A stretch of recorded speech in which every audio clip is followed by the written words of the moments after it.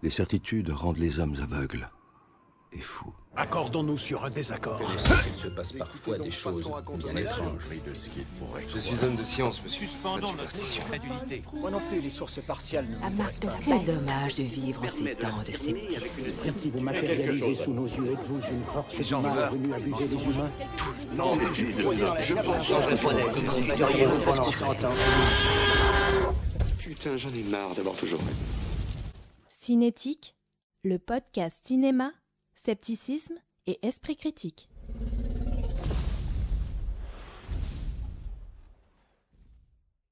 Bonjour à tous et à toutes et bienvenue dans Cinétique, le podcast du 7e art qui décrypte le cinéma avec des yeux sceptiques. Toute l'équipe est heureuse de vous accueillir dans cette 5e émission de la saison 2. Et nous avons avec nous aujourd'hui Adeline. Salut Adeline. Bonjour tout le monde. Nous sommes aussi avec Sissefo. Salut Sissefo. Salut tout le monde. Ça va la forme? Oui, ça va et toi? Ça va, ça va. Et nous sommes aussi avec Troutski. Salut Troutski. Salut. J'espère que vous êtes prêts pour cette émission qui risque d'être un peu longue, enfin en tout cas un peu longue, mais qui va surtout être dense en fait, je pense. Alors avant de révéler le film, qui est dans le titre de l'émission, donc finalement vous le savez déjà. Oui, je vais avant de plonger dans la. Avant de Mais plonger non, dans la. dis-nous Vivien, quel est le film que nous allons aborder aujourd'hui? Et ben avant de plonger dans la matrice, je vais juste vous rappeler le principe de l'émission. Nous allons tous ensemble discuter d'un film donc, qui semble intéressant du point de vue sceptique. Ça peut être un film qui pousse au doute, qui décrit des éléments méthodologiques ou qui avance des tests discutables. N'étant partisans d'aucun dogmatisme et d'aucune discrimination, nous discuterons à la fois du fond, de la forme et du fond à notre convenance. Et là, autant dire qu'il va y avoir de quoi discuter. Nous aborderons dans un premier temps une partie sans spoil avant de passer à une deuxième partie où nous discuterons le film plus en détail. Bien évidemment, les œuvres abordées ne pourront jamais l'être dans leur totalité et nous vous encourageons à continuer la discussion sur notre Discord ou sur nos différents réseaux sociaux. Nous sommes présents sur Facebook, Instagram, Twitter et TikTok. Vous pouvez nous soutenir en partageant, en likant et en commentant cette émission. N'hésitez pas non plus à nous faire parvenir vos critiques et vos remarques, que ce soit sur le podcast ou sur les films, nous en serons ravis. Pour ceux qui souhaiteraient participer directement à l'amélioration de l'émission et au développement de notre association, vous pouvez nous faire des dons occasionnels ou réguliers via PayPal ou Hello Asso. Pour plus d'informations, rendez-vous sur notre page Castopod. Mais passons directement au film du jour. Matrix. As-tu déjà fait un rêve qui avait l'air plus vrai que la réalité? Si tu étais incapable de sortir d'un de ces rêves, comment ferais-tu la différence entre le monde du rêve et le monde réel? Qu'est-ce qui m'arrive? La réponse est là-bas, Néo. C'est la question qui nous anime tous. C'est quoi la matrice? La matrice est le monde qu'ils ont placé devant ton regard pour t'empêcher de voir la vérité. Quelle vérité? Ils te surveillent, Néo. L'espèce humaine est une maladie. Vous êtes le cancer de cette planète. Et nous sommes l'antidote. Fais-moi sortir tout de suite! Ah bah enfin un vrai film de geek dans le podcast, et attends... Alors, Matrix, est-ce qu'il y a véritablement besoin que je présente Matrix? Je sais pas, on va en dire quand même, je vais en dire quand même quelques mots avant de véritablement discuter un petit peu plus du film. Donc, Matrix est sorti en 1999, réalisé par les sœurs Wachowski, Lana et Lily, nés Larry et Andy, d'où la signature du film, les frères Wachowski à l'époque. Alors, premier opus d'une trilogie qui comprend Matrix Reloaded et Matrix Revolution, sortis tous les deux en 2003. Ils sont complétés tous les trois donc, en 2021 par Matrix Resurrection, dont nous ne traiterons pas ici. En fait, on ne traitera pas non plus du 2 et du 3. On va juste se limiter pour cette émission au numéro 1 et nous reviendrons sur les autres films et éventuellement aussi sur les autres éléments de l'univers Matrix dans des prochaines émissions. Voilà, donc gardez bien à l'esprit que c'est un exercice de pensée. On fait comme si il n'y avait que le premier film pour cette émission-ci. Et on abordera les suivants dans d'autres émissions. Exactement. Et donc, juste pour présenter un petit peu les sœurs Wachowski, donc, on leur doit notamment plusieurs films. Donc, leur premier Bond, sorti en 1996, qui est sans doute pas leur plus connu. Moi, personnellement, je ne l'ai pas vu. Mais on leur doit aussi donc, Speed Racer en 2008 et Cloud Atlas et Jupiter Ascending qui sortiront un petit peu plus tard. Il faut juste savoir qu'à l'époque où Matrix sort, aujourd'hui, c'est quand même, je pense, un classique du cinéma. C'est un film qui marque véritablement le tournant des années 2000 à Hollywood, qui va entraîner en fait toute une série de films qui vont parler des mêmes sujets et qui vont tenter en plus d'essayer de reproduire le film. Mais il faut savoir qu'à la base, c'est quand même un film qui est pas extrêmement cher. Il a coûté seulement 65 millions de dollars et c'était pas du tout prévu comme étant une trilogie. C'est pour ça qu'on va se limiter pour l'instant au premier film, qui est un film qui véritablement a un début et une fin arrêtée, notamment parce qu'à l'époque, même si ça a été pensé comme une trilogie, les deux derniers films, enfin les deux films de la trilogie par la suite, n'étaient pas sûrs de sortir, quoi. Non, Et c'est c'est ça. véritablement le succès du film qui va faire que les deux suites vont être produites. C'est suite au succès du premier film que les producteurs ont accepté de faire les deux suivants. Mais effectivement, dans la tête des sœurs Wachowski, le scénario tenait bien sur 3 films dès le départ. Voilà. Alors oui, juste peut-être pour résumer l'histoire, parce que j'ai même pas résumé l'histoire sur mon papier, c'est vous dire à quel point je pense que le film était pas connu par tout le monde. Donc on est dans une ville des années 90 où on suit le personnage de Thomas Anderson, alias Neo, qui est un pirate informatique à 16 heures. Monsieur Anderson. Comme vous pouvez le constater, nous avons l'œil sur vous depuis quelque temps, Monsieur Anderson. Et nous avons l'impression que vous menez une double vie. Monsieur Anderson, on va entendre ça pendant pas mal de temps après, et qui va être interpellé par d'autres pirates informatiques qui vont attirer son attention sur la Matrix. Mais finalement, qu'est-ce que la Matrix ? Eh ben, c'est tout l'enjeu du film et de notre présentation. Alors, juste pour peut-être présenter le film sans spoil, peut-être en un mot. Trotsky, tiens, toi qui as commencé. Transcendantal. Et les autres. Ah oui, c'est vraiment un mot, quoi. Oui, c'est un mot, ouais. Et toi, Adeline, en un mot.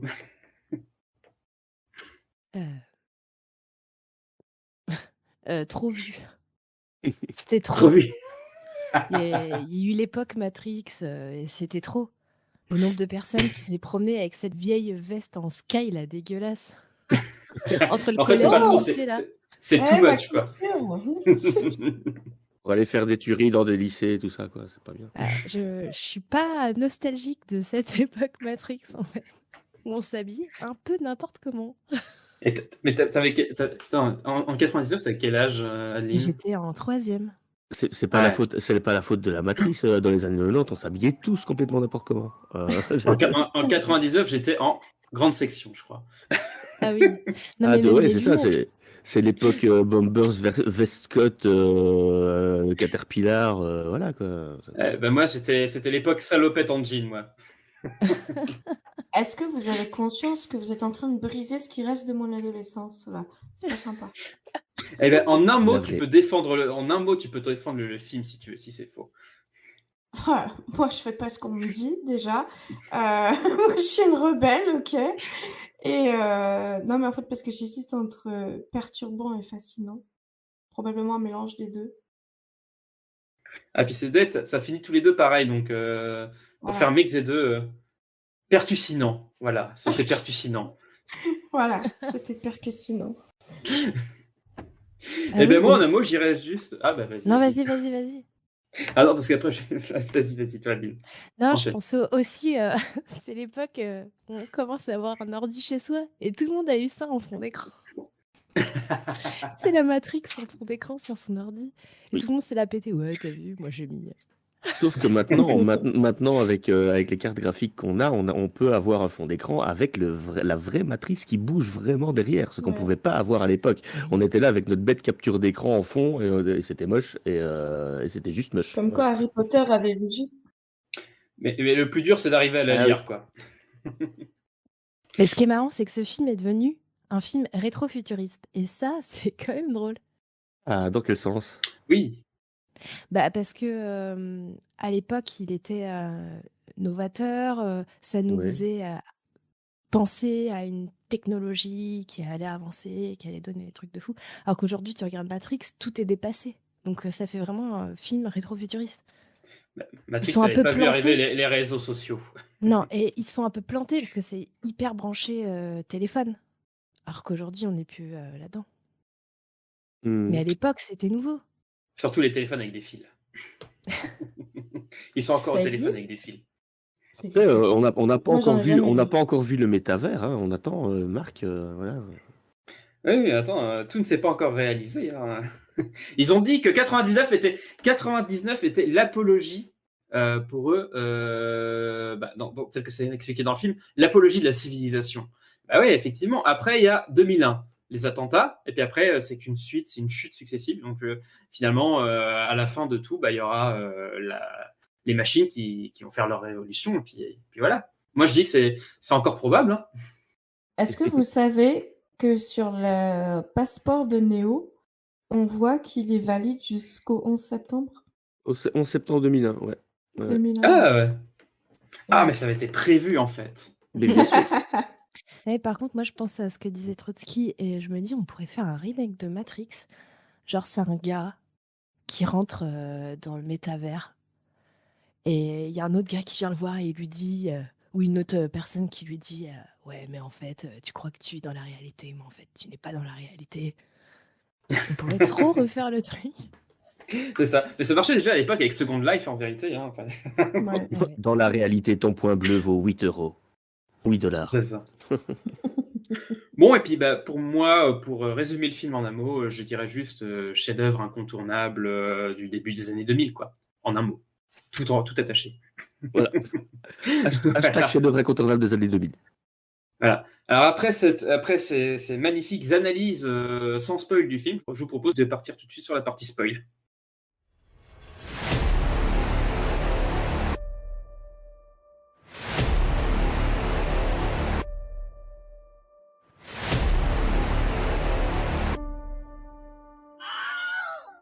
Et à la fin, il meurt. Donc voilà, maintenant vous êtes sur la partie spoil. Mais vu que vous avez déjà tous vu Matrix, vous n'en avez rien à foutre. C'est ça. Puis vous savez qu'il revient. Donc, oui, voilà. Enfin, ou pas, hein, parce que tout le monde n'a pas vu le 4. Moi, je l'ai vu justement pour les besoins de ces émissions. Mais voilà. Donc je vous propose peut-être dans un... Mais t'as pas besoin d'avoir vu le 4 pour savoir qu'il revient, il est sur l'affiche. J'y viens. Ah oui, Ça, oui. C'est pas con. Ouais, encore faut-il avoir vu l'affiche. Voilà. Bon. Mais attends, si ça se trouve, c'est un préquel, t'es pas forcément sûr, tout. En plus, il y a une dégâts. Résurrection. C'est Matrix Résurrection. Mais on parle pas de la résurrection de qui? Oh, vous faites chier, voilà. C'est peut-être un film sur Jésus, en fait. Ouais, voilà. Vas-y, je m'en vais, je vais gérer la fin de l'émission. Voilà. Alors, je vous propose dans une première partie qu'on analyse peut-être un peu plus le côté... alors, on va faire un super plan à 3, j'ai envie de dire ça comme ça. Alors qu'on est 4, hein, c'est tout ce qui est paradoxal. Donc, sur une première partie... Les 3 mousquetaires, ils sont 4 aussi. Ouais, voilà, exactement. C'est toute la référence. 5. Il y a Albert. C'est pas vrai. Bon, non, mais c'est trop anarchique, là. Ça va pas être possible, cette émission-là, c'est déjà pas possible.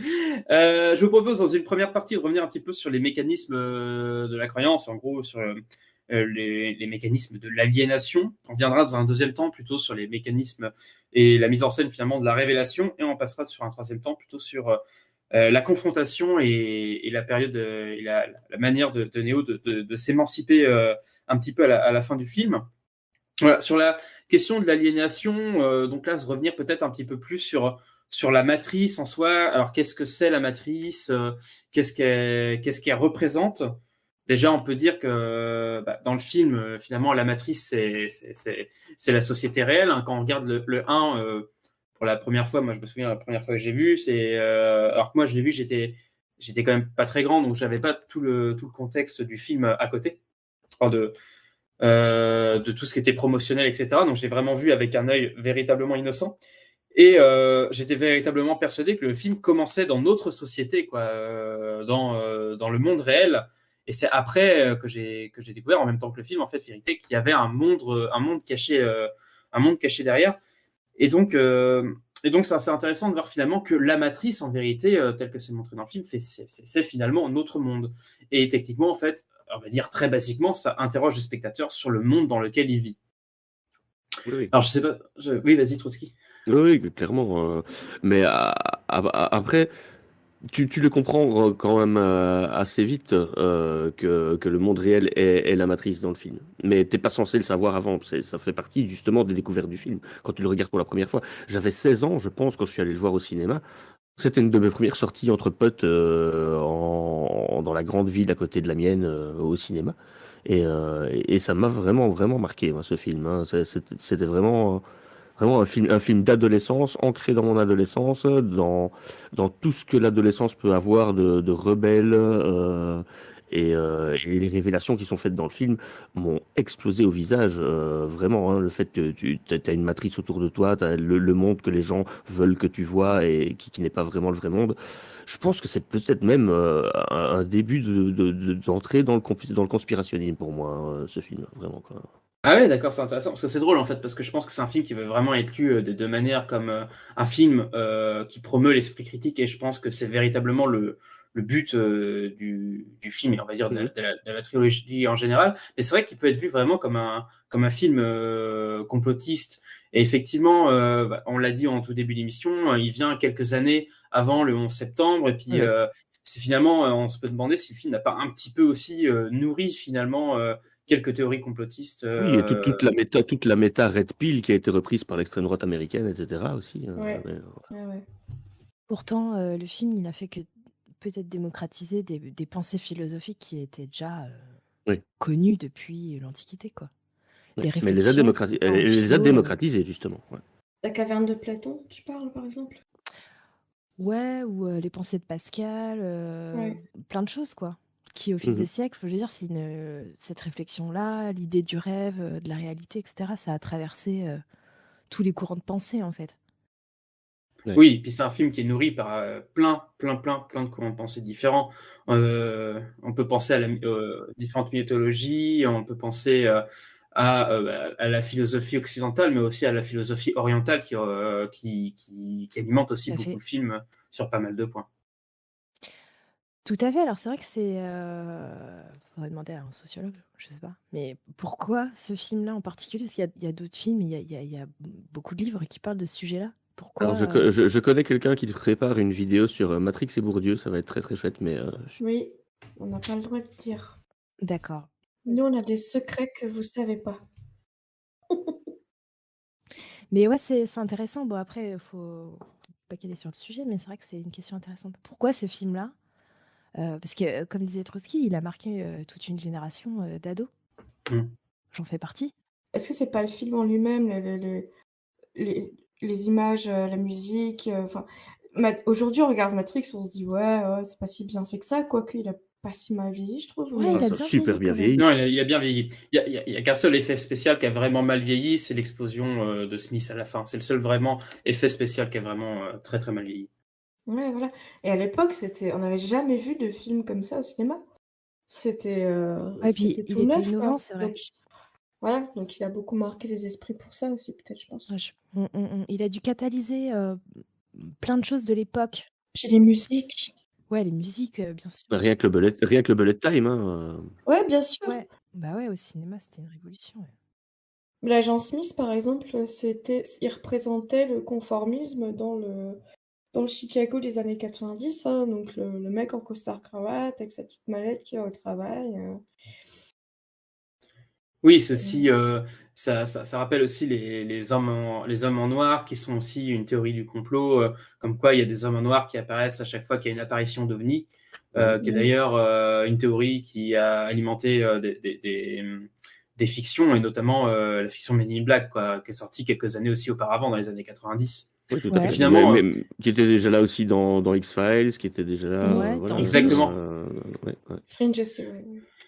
Oui, et puis finalement, c'est assez drôle parce que on parle beaucoup de Matrix comme un film assez finalement révolutionnaire, parce qu'il nous apparaît comme ça, notamment par le succès qu'il a eu. Et en fait, finalement, là, je sors de la vision de la vidéo de Monsieur Bobbin sur Matrix, justement. En fait, il parle pas tant de Matrix que en fait, de tout le contexte qu'a vu naître Matrix. Et ce qui est assez dingue, c'est qu'en fait, on arrive à voir qu'en fait, le bullet time, c'est pas Matrix qui l'a inventé. Il y a d'autres films qui l'ont fait avant, mais qui sont beaucoup moins connus. Et que pareil, en fait, les thématiques qui irriguent Matrix, en fait, sont des thématiques qui étaient là depuis quasiment les années 70-80, quoi. Donc, notamment, tout ce qui a trait notamment au cyberpunk, en fait, en vérité. Donc, c'est-à-dire, en fait, cette volonté de contrôle d'une espèce de domination d'une minorité sur le reste de la société, et notamment des grosses sociétés sur le reste de la société, et notamment avec aussi beaucoup de réflexions sur l'intelligence artificielle et la machine. Mais même ça, finalement, la guerre des machines dont Matrix parle un petit peu, on l'a déjà dans Terminator, finalement. Oui, et puis dans des mangas, dans plein de choses. Mais c'est vrai que Matrix offre peut-être une synthèse suffisamment pédagogue pour parler au plus grand nombre, je sais pas. Non, alors, les sœurs, si je dis pas de bêtises, les sœurs, les réalisatrices, elles, parce que je retiens pas le nom, hein, vous savez, Wachowski, c'est ça? Ouais. Oui, c'est ça, Wachowski, ouais. Wachowski. Donc les sœurs Wachowski, ça c'est dit dans les interviews, elles voulaient mettre dans leur film toutes leurs références à elles, tous les univers que elles, dans lesquels elles aimaient se plonger, que ce soit cyberpunk, que ce soit kung-fu, etc. Elles ont voulu mettre tout ça dans le film. Donc elles ont intégré ça dans les films parce que elles voulaient. Voilà. Mais ce qui est incroyable, c'est que ça marche à ce point-là, en fait, quand moi, en revoyant le film, parce que moi, c'est un film que j'ai vu plein de fois quand j'étais gosse. J'ai vu beaucoup plus de fois que les suites, d'ailleurs, parce que moi, j'avais la cassette, je crois, à l'époque, de Matrix, que j'ai regardé en boucle. Donc, je connais le premier quasiment par cœur. Et ce qui me marque toujours en le revoyant, c'est de voir à quel point c'est précis. C'est au niveau du rythme, c'est extrêmement bien mené. Au niveau du montage, enfin, tout ça, en fait, le film est parfait, en fait, de bout en bout sur toutes ces références, et il arrive à bien les articuler. En même temps, il en fait des masses et des masses, et en même temps, ça passe comme une lettre à la poste. C'est ça qui est assez incroyable. Ça pourrait être un film complètement indigeste, et en fait, dans la tambouille qui a été fait par les sœurs Wachowski, ça passe extrêmement bien, quoi. Ouais, parce que des fois, limite, il y a des scènes qui pourraient faire série Z. Et en fait, non. Oui, mais clairement, oui, Les effectivement. scènes d'action, etc. Des fois, tu dis, oh là, là, quand je l'ai revu là, pour l'émission, je me suis dit, la flemme de re-regarder une énième fois Matrix. Et en fait, mais non, mais ça passe très Oh, bien, ça quoi. passe, mais complètement. Ah ouais. Ça passe très bien.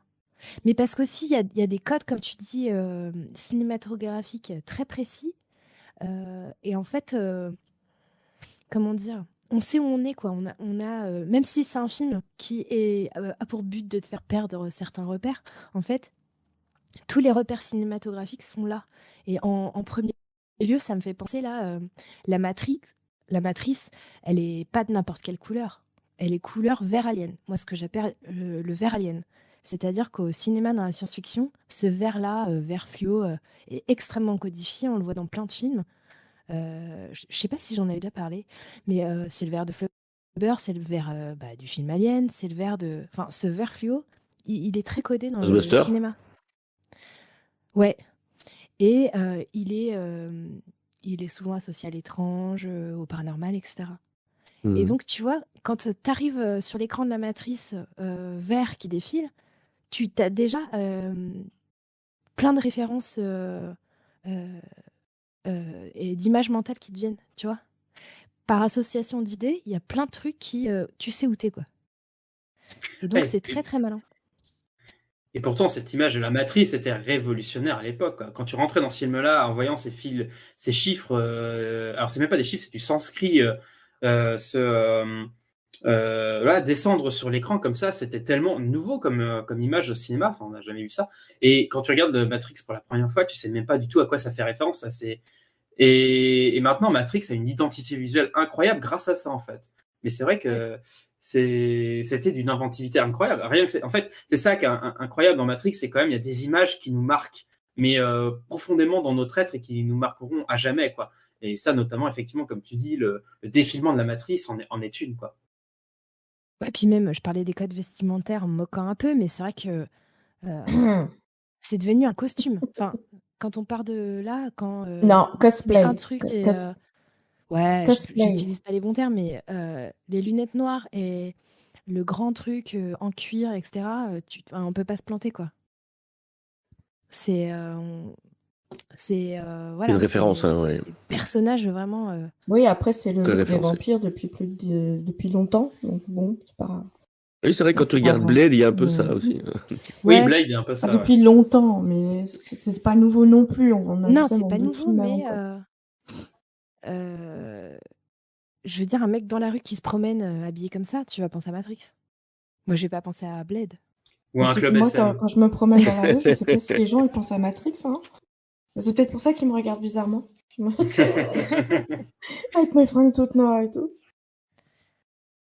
Bah non, mais Non, mais c'est ouais, voilà, ça a créé presque une mode à ce moment-là, hein, quand Ouais, même. Il y ouais. a un truc que tu as dit avant qui m'a fait tiquer par rapport au code qui est donc de couleur verte. Moi j'allais te contredire et dire non, mais tu sais, chez nous les geeks, ça a toujours été comme ça, le code c'est en vert. Mais est-ce qu'en fait c'est pas Matrix qui a lancé ça ou est-ce que les codes en vert, on avait déjà vu ça avant? Ou est-ce que c'est Matrix qui a donné cette image-là? Non, On m'a posé la quand tu question, vois, mais les vieux écrans d'ordinateurs c'est tout en vert aussi. qui tournaient sous DOS, etc. Alors, t'avais du blanc sur noir, mais t'avais certains écrans comme ça où il y avait du vert aussi, hein, Ah, non. les premiers. Et d'ailleurs, c'est une référence qui existe aussi dans Fallout. Dans Fallout, tous les écrans sont un peu en vert comme ça. Ah, je me rappelle plus pourtant. Fallout, c'est le jeu vidéo. Oui, oui, oui. Et après, le vert, on le retrouve aussi parce qu'il est utilisé comme filtre, en fait. hein. Il y a un filtre vert sur toutes les images qui sont filmées dans la matrice, en fait. Cette image verte, Oui, elle est absolument, c'est le vrai. vert, il est absolument partout dans le film. C'est ça qui est très intéressant. Donc, il y a tout un jeu sur les couleurs qui est utilisé pour savoir quand est-ce qu'on est dans la matrice et quand est-ce qu'on n'y est pas, en fait, Ouais. qui est fait par les sœurs Wachowski. Alors ça dépend aussi de la version du film que tu as vu, parce qu'il y en a certaines où c'est beaucoup moins accentué, beaucoup plus accentué que d'autres. Ouais. Oui, c'est bien possible, ça aussi. Et Mais donc, l'aliénation? oui, justement, je vais revenir un petit peu à ça, parce que c'est drôle, on parlait des équipements et enfin oui, voilà, des costumes, des personnages en fait qui en font des personnages à part entière avec un style très particulier qui justement les mettent comment dire, en décalage avec le reste de la matrice qui ont des codes absolument, on va dire, vestimentaires absolument communs. Globalement, on retrouve des codes vestimentaires assez, entre guillemets, légitimes dans la société, qui sont des codes vestimentaires quand même généralement de costumes, de tailleurs, etc. Bon, après, si on parle de l'agent Smith, qui est un agent un peu spécial, c'est pareil, ils adoptent eux aussi, les agents, le code un peu des lunettes de soleil. Et je dirais que c'est vraiment la différence, c'est que les lunettes de soleil marquent les personnes qui ont conscience de la matrice et les personnes qui n'ont pas conscience de la matrice. C'est cet indice-là qui est assez intéressant. Et après, je dirais que ce qui est intéressant à mon sens, sur la matrice, c'est que elle représente forcément notre société. Mais ce qui est intéressant, c'est comment le film, justement, parle de l'aliénation, pour le coup, de la société et montre, en fait, finalement, cette population, cette masse de gens, comme une masse complètement fait vraiment comme une masse, quoi. C'est-à-dire qu'aucune personne n'est véritablement individualisée, mis à part peut-être Neo, et peut-être aussi le chef d'entreprise. Mais ce qui est intéressant de voir, c'est surtout que en fait finalement ceux qui sont capables de remettre en cause la matrice sont surtout en fait des gens issus de minorités de la société. Alors je sais pas si ça c'est un truc qui vous a marqué. Alors même dans le même finalement, on pourrait parler du 2, mais là on est sur quand même Neo, c'est un pirate informatique et en fait il cherche. Son but c'est de chercher. Il cherche quelque chose, on ne sait pas véritablement quoi. Même lui, en fait, finalement, il ne sait pas véritablement ce qu'il cherche. Mais enfin voilà, il y a tout ce côté-là un peu de pirater, d'aller chercher un peu ce qu'il y a derrière les apparences. C'est déjà en fait quelque chose qui le prédispose finalement à devenir ce qu'il va devenir par la suite du film. Ils sont tous des pirates informatiques. Tous ceux qui sont éveillés de la matrice viennent de là, parce que pour pouvoir entrer en contact avec eux, il faut déjà au moins qu'ils sachent un peu bidouiller sur. D'ailleurs, Neo, oui, c'est ça, il faut au moins qu'ils sachent. Et même Trinity, d'ailleurs, hein, c'est comme ça qu'ils se rencontrent la première fois, qu'ils se voient l'un l'autre et qu'ils se présentent. C'est par rapport à leur haut fait en hacking, quoi. Et tout le film tient sur le piratage, parce qu'on en reviendra un petit peu après quand on sortira les questions de la matrice, mais tout est piratage en fait dans le film. Tout fonctionne par piratage. Oui. Bah, c'est le milieu underground. Mais à l'époque, alors, je suis pas sûre que le dark web, ça existe. Mais aujourd'hui, si on devait transposer, ce seraient des personnes qui ont accès à ça. Oui, c'est clair. Des pirates Oui, oui. d'aujourd'hui, qui ont des réseaux underground, etc., qui vivent dans des milieux un peu souterrains de la société. Oui, exactement. Ça, c'est l'image du Darknet il y a 15-20 ans. Hein. Aujourd'hui, le Darknet, tout le monde sait que... Enfin, n'importe qui peut aller sur le Darknet n'importe quand. Ouais. 90% du Darknet, même plus que ça, allez, 98% du Darknet, c'est safe, c'est la même chose que le net de surface, sauf qu'on est en connexion protégée, en fait. Et tout le reste, c'est surtout des contes et des légendes. Si vous vous intéressez un Ah petit bon? peu à l'histoire de YouTube, non, enfin, des contes et des légendes. Moi, Une partie, enfin pas bon, tout, mais... c'est vrai que pour moi c'est un peu une légende. Hein. Je suis jamais allé sur le darknet, Non, mais mais il attends, paraît qu'il y a des trucs vachement cringe quand je regarde un oui, peu oui, les oui. findings de Felduc Mais ou quoi. justement, mais Ouais. ce que je voulais dire, c'est que, en fait, là où je voulais en venir, c'est que il se passe la même chose sur YouTube et l'Internet de surface que sur le dark web ou le deep web. Il suffit juste de savoir où chercher. Oui, c'est ça, mais la différence, c'est que sur le dark web, tu vas trouver des trucs que tu n'as pas sur le web de surface, en fait. Même Si. si on peut dire que 90% du... Mais voilà, t'as pas besoin d'être un pirate pour aller sur le dark web. Je crois que c'est ça surtout qu'elle veut dire. T'as pas besoin d'être un pirate pour aller sur le dark web. Voilà. Et en plus, une grosse majorité de ce que tu trouves sur le dark web, bon, hormis tout ce qui est vente et échange d'informations, tout ce qui est vidéo un peu dégueu, crade, Oui, des c'est bien ce que je dis. vidéos, et bah, tu les trouves sur YouTube, il faut juste savoir où. Des vidéos. Oui, mais ça rejoint la même chose. C'est bien ce que je dis. Par contre, le hacking, c'est quand même un autre level, quoi. Enfin bon, moi, j'y connais pas grand-chose non plus. J'y connais les vidéos de Miko, de hard disk et ce genre de conneries. Mais c'est quand même un autre level que juste aller surfer parce que tu connais une adresse qui est pas référencée, quoi. Oui, non, mais bien sûr. Mais c'est qu'il y a il y a cette volonté d'aller rechercher autre chose et de passer en dessous, globalement, les contrôles, quoi. Et c'est ça, en fait, je pense que veut dire Adeline. C'est une question de réseau. D'accord. C'est des réseaux souterrains. C'est monsieur et madame tout le monde. Il y a des trucs de recherche qui vont pas, tu vois. Ouais, bien. Ouais. Même si c'est, admettons, c'est disponible sur YouTube ou je sais pas quoi. Moi, il y a des choses que je ne recherche pas sur YouTube, tu vois. Il y a même plus de choses que je ne recherche pas que des choses que je recherche. Donc, moi, je laisse l'algorithme chercher à ma place. Il y a des réseaux souterrains quand même. Enfin, on va pas parler de choses glauques, mais c'est que certaines personnes qui ont accès parce qu'ils ont eu un lien d'une personne qui leur a dit il faut taper ça et aller à tel endroit. Etc. Non, mais c'est quelque chose qui permet aussi de passer. C'est quelque chose aussi qui permet de passer outre les contrôles des gouvernements, et ce qui sert énormément dans des pays sous des dictatures, quoi, qui utilisent énormément le dark web justement pour faire des échanges d'informations, notamment pour du travail journalistique, par exemple. Et ça sert énormément à Et justement, c'est exactement ce que tu dis, Adeline. Finalement, c'est véritablement passer en dehors des contrôles, sortir finalement de la matrice d'un État qui contrôle. Dans certains pays ou même de grosses sociétés finalement dans nos démocraties entre guillemets occidentales, quoi, d'essayer de passer outre ces contrôles-là, outre les récupérations de données. Bah, après, je sais pas si ça fonctionne exactement comme ça le dark web, mais il y a dans cette filiation d'idées, il y avait véritablement cette idée de passer le contrôle et d'être, comme tu le dis, underground. Et underground, ça peut être pris dans les réseaux, comme tu le disais, mais c'est même littéral en fait finalement dans Matrix, parce que il y a toute cette scène déjà, Neo, on le voit rarement dans les tout débuts du film, on le voit rarement l'air libre en fait en vérité. Hein. Il vit dans son appart qui n'a même pas de fenêtre, qui a l'air complètement renfermé en fait. Il ne sort qu'avec des gens qui pareil sont entre gros guillemets des gens qui paraissent marginaux en tout cas dans cette société-là de la matrice, c'est-à-dire qu'ils n'adoptent pas les codes qui sont montrés en tout cas par la matrice. Ils sont même finalement dans une espèce de forme de forme de rébellion finalement par leurs activités, donc notamment par l'usage de drogue, et ensuite et ensuite par la fête en fait qu'ils font aussi littéralement en souterrain. Oui, c'est des toughers en fait. Hein. Oui, c'est une rêve. Ils rencontrent Trinity dans une rêve. C'est pas une fête, c'est pas organisé. C'est pas le pot de départ c'est pas le pot de départ campus, sur une entreprise.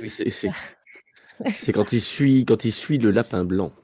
Donc on est toujours dans un certain réseau underground. C'est pas forcément les Ouais. mêmes que les réseaux informatiques, attention. Exactement. Mais je dis que Neo évolue uniquement dans des réseaux Et là-dessus, on est underground. d'accord. Alors, pas uniquement, mais Pas dans son entreprise, Bah, pas là où oui, il bosse. mais parce qu'il n'a pas le choix. Et C'est c'est sa là couverture. l'aliénation, Et elle est là. Ouais, oui, oui, oui. effectivement, je trouve que c'est là que je trouve que c'est important justement d'en discuter. C'est toute cette partie-là finalement dans l'entreprise qui finalement passe assez vite dans le film, mais qui est qui est finalement très parlante sur le film sur la question-là d'aliénation, quoi. Ah oui, parce que elle parle à Mhm. tout le monde. Mais oui, le fait qu'il bosse, qu'il bosse dans un open space, ou voilà. Ouais. Cette aliénation-là, elle parle à tous les spectateurs, en fait. Tout le monde est en capacité de comprendre pourquoi on peut se sentir pas bien dans sa situation. Et donc, le fait d'essayer d'échapper à cette aliénation par 1000 moyens possibles, lui, ça va être pirater des trucs, d'autres, ça va être le sport, je ne sais pas. Mais on a tous cette espèce d'envie d'essayer d'échapper au quotidien, Mais je pense que au boulot dodo. quiconque bosserait dans un open space voudrait en échapper à tout prix. Quelle horreur, quelle monstruosité, c'est l'enfer, ce truc. D'ailleurs, je me demande si les années 2000, c'est pas le début de l'expansion des open space C'est bien possible. Ouais. qui arrive en France comme ça. Et, les Je pense qu'aux bureaux, États-Unis, c'est adopté depuis très longtemps. c'est démocratique. Ouais. Matrix est assez universel, finalement. Parle à des gens dans beaucoup de pays. Mm. Et donc, c'est les années 2000, il y a beaucoup de changements. C'est l'arrivée des ordinateurs dans le quotidien de beaucoup de monde. Et donc, forcément, cette idée d'aliénation-là, au bureau, devant son ordinateur, etc., ça parle à beaucoup de gens. Et puis on est dans le capitalisme débridé dans les années 90. D'ailleurs, ça recoupe un peu ce qu'on disait sur Miracle sur la 34e rue, c'est-à-dire qu'on est sous Miracle sur la 34e rue qui sort en 94, et là on est en 99, donc on est véritablement dans les années de capitalisme à outrance. Le capitalisme a gagné face au communisme, est en train de s'établir absolument partout sur la planète. C'est juste avant le début des crises. Et juste avant le 11 septembre 2001 Le 11 septembre, et puis toutes les crises Exactement. qui vont s'en suivre. Oui, les subprimes, etc. Oui, voilà. Alors que c'est 2 salles, 2 ambiances. Hein. Miracle sur la 34e rue et Matrix. Ah oui, non, mais pas Miracle vraiment. sur la 34e rue va dans le sens de cette société-là et dit qu'en gros, c'est le seul modèle valable et fait la promotion de cette société-là, alors que dans Matrix, on est carrément sur l'inverse. On est carrément sur quelque chose qui remet en cause cette société-là en disant on est tous aliénés par ça, il faut absolument qu'on en sorte, quoi. Il faut absolument qu'on remette ça en cause, en fait, finalement. Et c'est un film très politique là-dessus, quoi. Et je trouve que ça, c'est bien marqué justement par le discours du patron dans l'entreprise. Donc, l'entreprise qui s'appelle Metacortex, quoi, ça pourrait être Apple, en fait, hein, littéralement, ou ça pourrait être Microsoft, quoi. Ça pourrait être Google. Ouais, voilà, c'est dingue, parce que là-dessus, finalement, c'est assez visionnaire des grandes sociétés d'informatique qui vont arriver plus tard, qui sont sans doute les maîtres en termes d'aliénation, notamment des salariés, des employés, et en plus des usagers de leurs outils, quoi. Mais ils ont des baby-foot, Vivi. Ah, bah s'ils ont des baby-foot. Ils sont pas si aliénés que ça. Ils ont des baby-foot dans leur open space, tout va bien, quoi. Tiens, vous parliez du lapin blanc tout à l'heure. Est-ce que vous vous rappelez comment s'appelle la nana qui porte le tatou? Je sais qu'elle était dans Hartley Cœur à Vif, mais... On se souvient que c'était Katharina de Hartley Oui, Cœur à c'était Vif. Katharina, c'est ça, exactement. Elle s'appelle Du Jour. Et le mec qui est avec elle, il se présente, il dit qu'il s'appelle Choix. Donc en fait, les deux personnes qui se présentent à Néo, le jour de sa vie où tout va changer, c'est Choix du jour. Mais ça veut dire quoi, du coup? Sortir de la nuit, sortir de l'aveuglement, j'imagine. Bah, il y a le lapin sur Du Jour, donc moi je me suis toujours dit, ok, bah il va y avoir à faire un choix là, du genre est-ce que je tombe dans le terrier ou pas. Et finalement, j'étais pas très loin puisqu'il va y avoir le choix des pilules après. Enfin, c'est pas un vrai choix, je pense qu'on va en reparler. D'accord, oui, Mais, d'accord. D'accord. Ouais, puis le lapin blanc. Je sais pas si vous avez. Oui, alors là, la référence, on peut Oui, pas la la référence à rater. Alice au Pays des Merveilles, forcément, qui revient plein de fois dans le film. Mhm. Ouais. Ah, ce sera encore l'occasion de remettre dans le montage un petit Jefferson Airplane, bien sûr. Oui.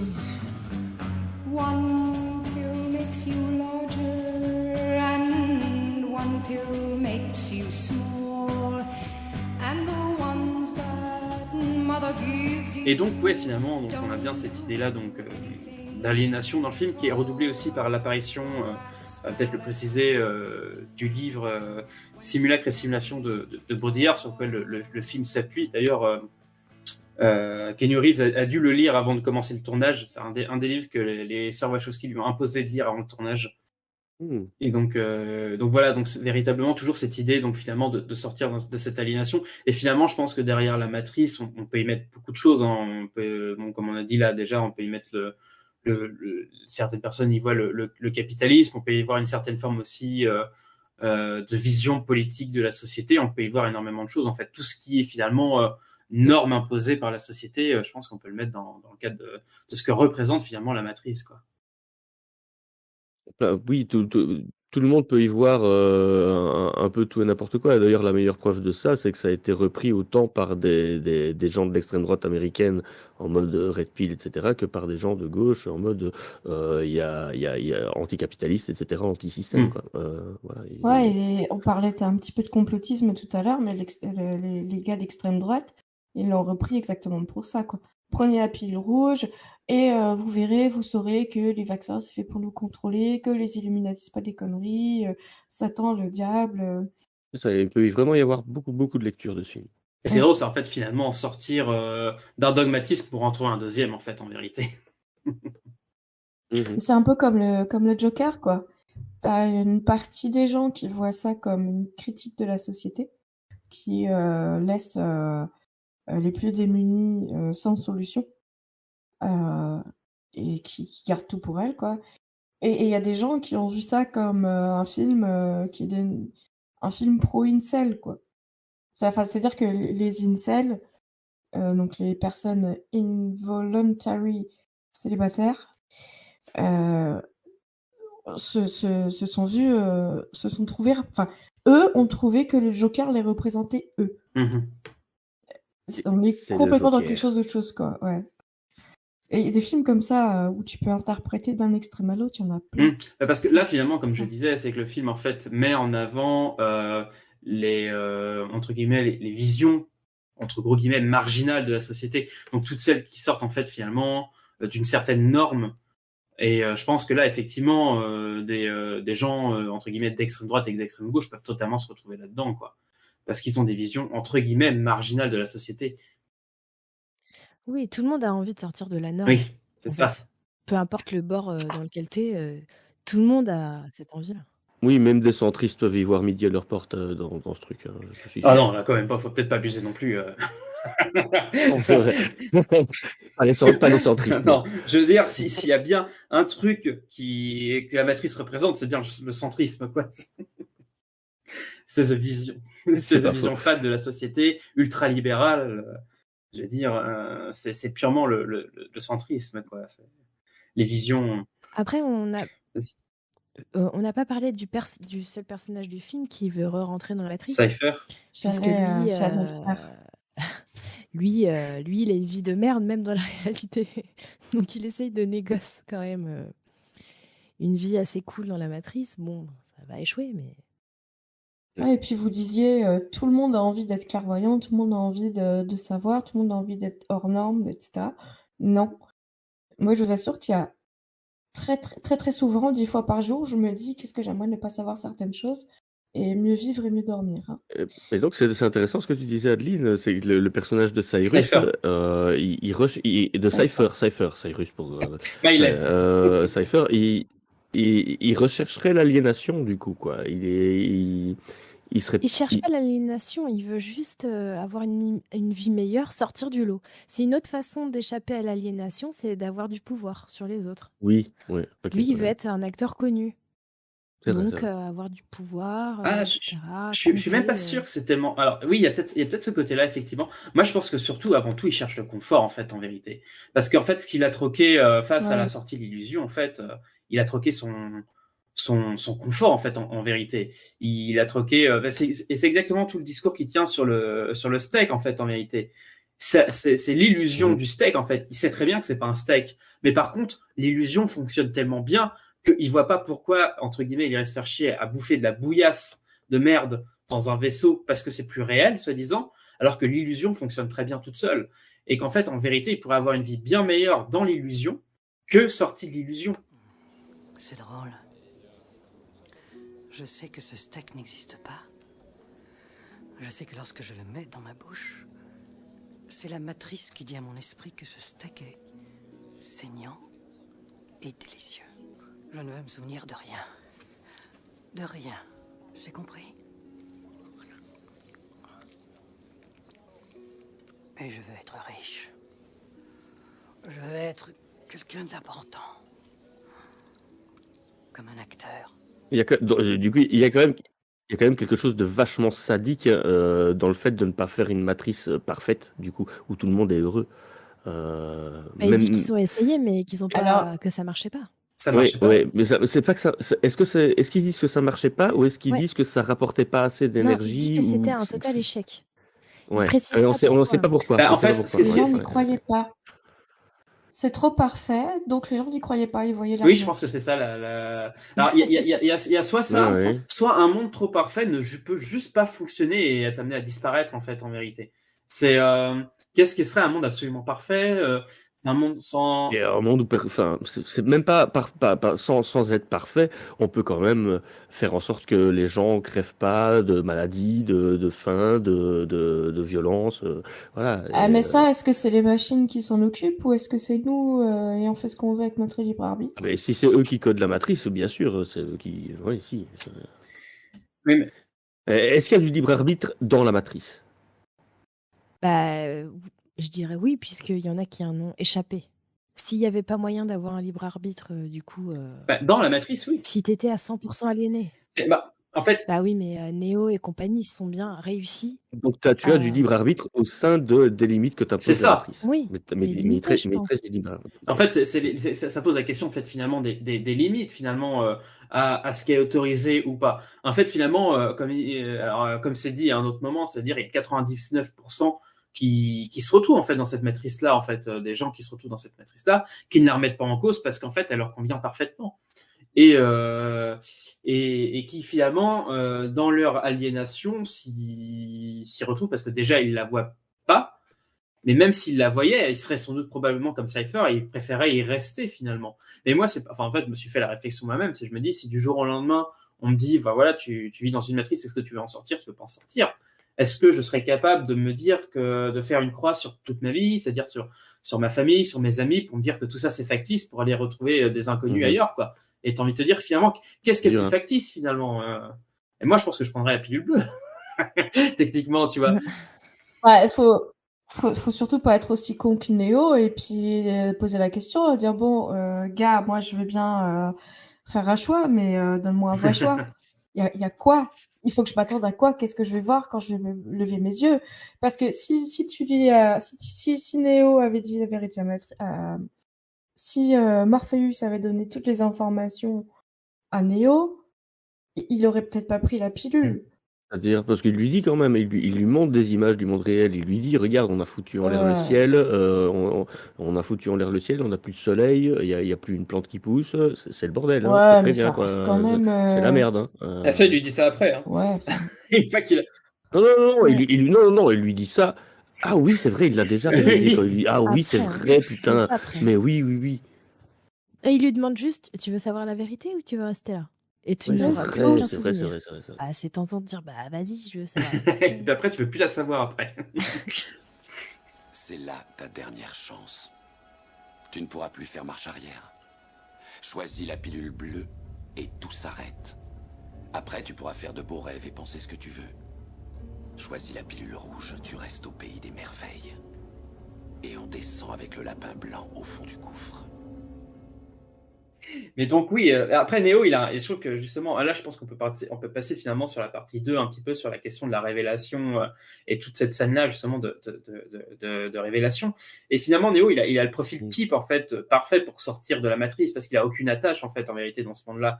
Il a apparemment pas de vie de famille, il a aucune attache, il a rien du tout à part sa recherche justement de Morpheus qui recherche absolument quoi. Oui, c'est ça. Il a même l'air un peu dépressif, quoi. Ouais, je pense qu'il est même complètement dépressif. Complètement. Et donc, elle est assez intéressante, cette scène, finalement, de la révélation, parce qu'on peut la faire remonter quasiment jusqu'au moment, en fait, où il est sous le pont à attendre Trinity.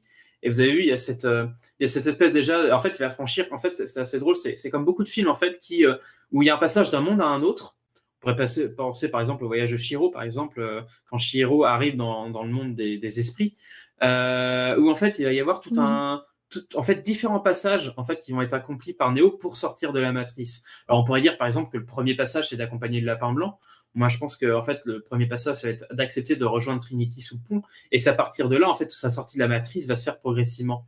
Et c'est assez drôle de voir que déjà en fait la première frontière qu'il franchit, cette espèce de mur d'eau qu'il y a sous le pont. Je sais pas si vous avez remarqué ce mur d'eau quand même, c'est quand même assez incroyable.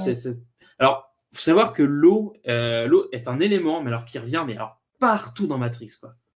Je sais pas si vous avez remarqué, mais c'est absolument partout la flotte, quoi. Tout à fait. Ah non, j'ai pas remarqué du tout. Ah ouais? Ah partout. Mais parce que pour moi, on est encore sur un symbole biblique, c'est-à-dire l'eau, renaissance, l'eau qui purifie. Je vais dire tout de suite l'Arche de Noé, parce qu'il y a de ça. Il veut sauver le reste de l'humanité. Néo, Noé. Il y a l'eau aussi comme reflet aussi. Ok. Ouais, moi, j'ai envie de voir. Moi, je crois que il y a quelque chose, surtout dans la réalisation. Euh, ça donne bien à l'image, les grosses gouttes de. Enfin, c'est vrai que maintenant que vous le dites, j'ai vraiment ces images de bataille dans la pluie, etc. Et c'est pas forcément dans le premier film, en fait. Alors, c'est dans tous les films. C'est dans tous les films. Qui c'est qui a ouvert la mer en deux Moïse. pour libérer le passage et sauver les gens? Voilà, Moïse.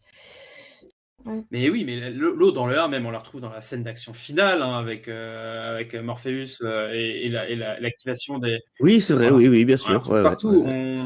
Et on la retrouve dans le monde réel aussi, hein, lors de la sortie de Neo. Alors bon, là, on y reviendra peut-être après, mais la sortie de Neo, bah, pareil, comme dit Adeline, là, il y a toute la mystique biblique du baptême, là, à partir du moment où il sort de la matrice. Ah bah là, c'est une renaissance. Ouais, bah c'est clairement... tu sais, c'est en fait, il sort finalement entre guillemets de l'utérus finalement, c'est ça en fait, il est dans cette espèce d'utérus, oui, c'est ça, il sort de là par une espèce de tuyau et il arrive en fait direct, il est baptisé comme tu dis, c'est clairement l'idée de renaissance quoi, sur cette idée-là. Mais je pense que sur l'eau il y a même plusieurs choses qui peuvent être trouvées. Je pense que l'eau c'est aussi un élément qui reflète et qui transforme aussi, vous savez, quand on regarde à travers l'eau, ça modifie un peu aussi nos perceptions. Je pense qu'il y a toute cette idée-là de modification de la perception à travers l'eau.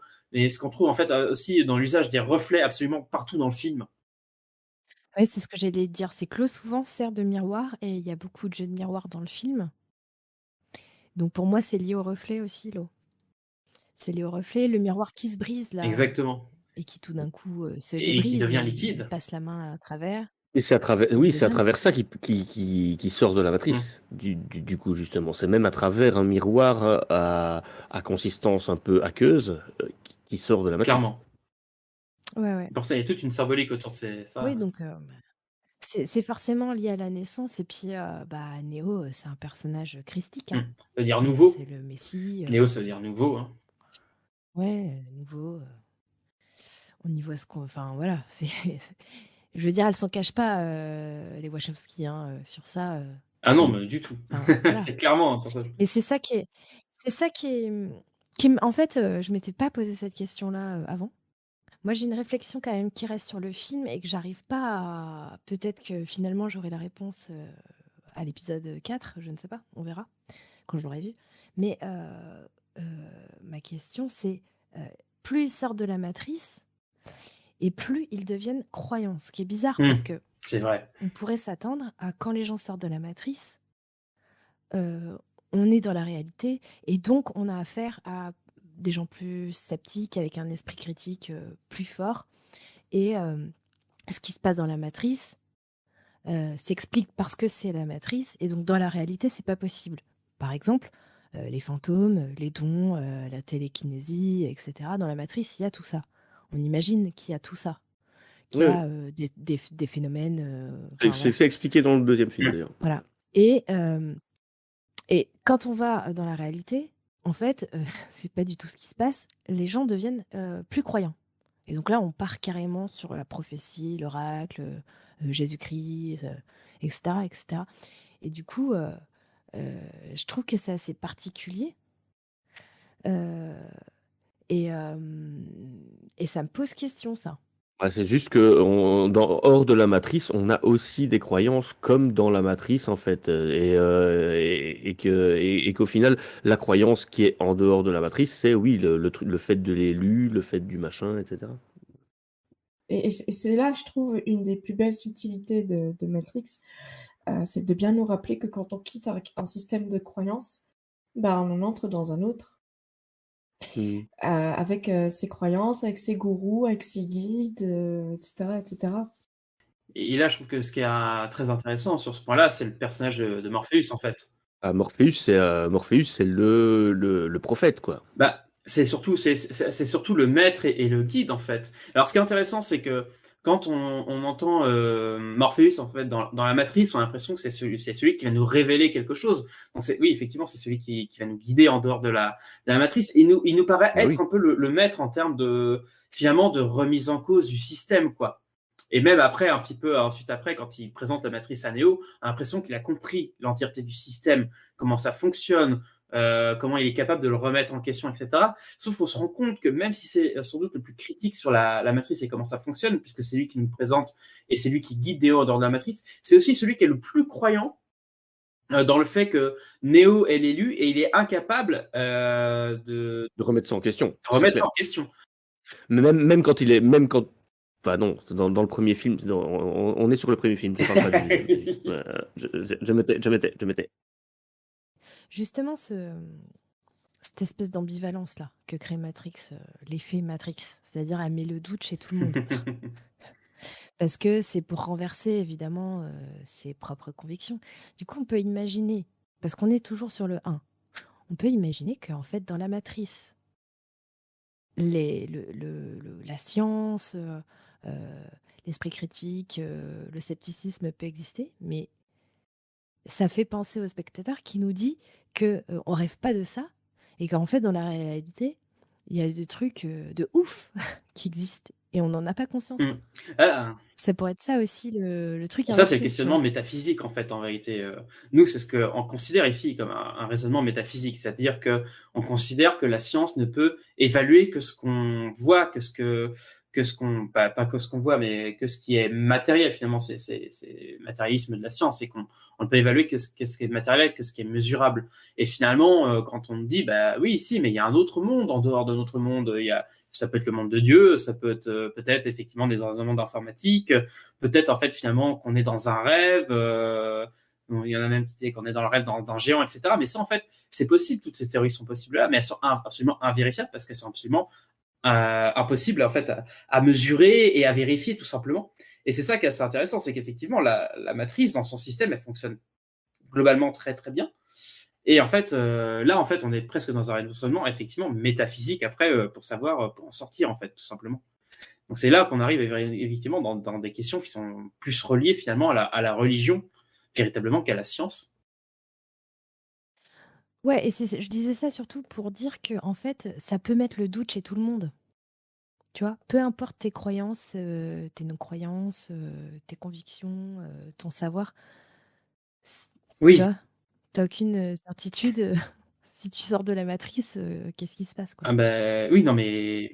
Je trouvais ça intelligent parce que du coup, ça parle à absolument tout le monde. Oui, et puis c'est drôle, c'est qu'à l'époque, ça a surtout parlé aussi, là je lisais le bouquin justement Matrix Machine Philosophique, et dit ça parle surtout beaucoup en fait aux adolescents, parce que c'est vrai que tu le disais tout à l'heure, Trotsky, ça a été le film de ton adolescence aussi, et je crois que tous les trois vous étiez globalement adolescents quand le film est sorti, et c'est drôle parce que... J'avais 16 ans. Ouais, c'est ça, donc vraiment pile dans la période de révolte finalement contre l'autorité, etc. Et je trouve que Matrix est vraiment un film adolescent, dans le sens, entre guillemets, où ça semble répondre à beaucoup de questionnements, finalement, d'adolescents qui remettent en question énormément de choses.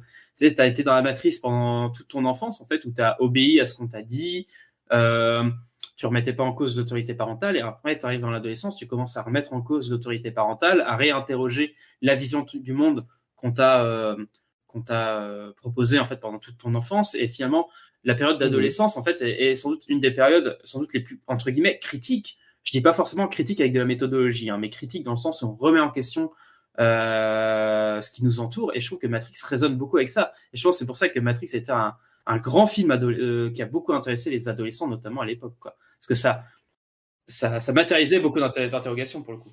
Ouais, c'est ça. Si tu élagues et que tu ne gardes que le squelette du truc, c'est remettre en cause le système dans lequel tu as grandi et qui sert à te maintenir dans une certaine ignorance, quelque part. Voilà.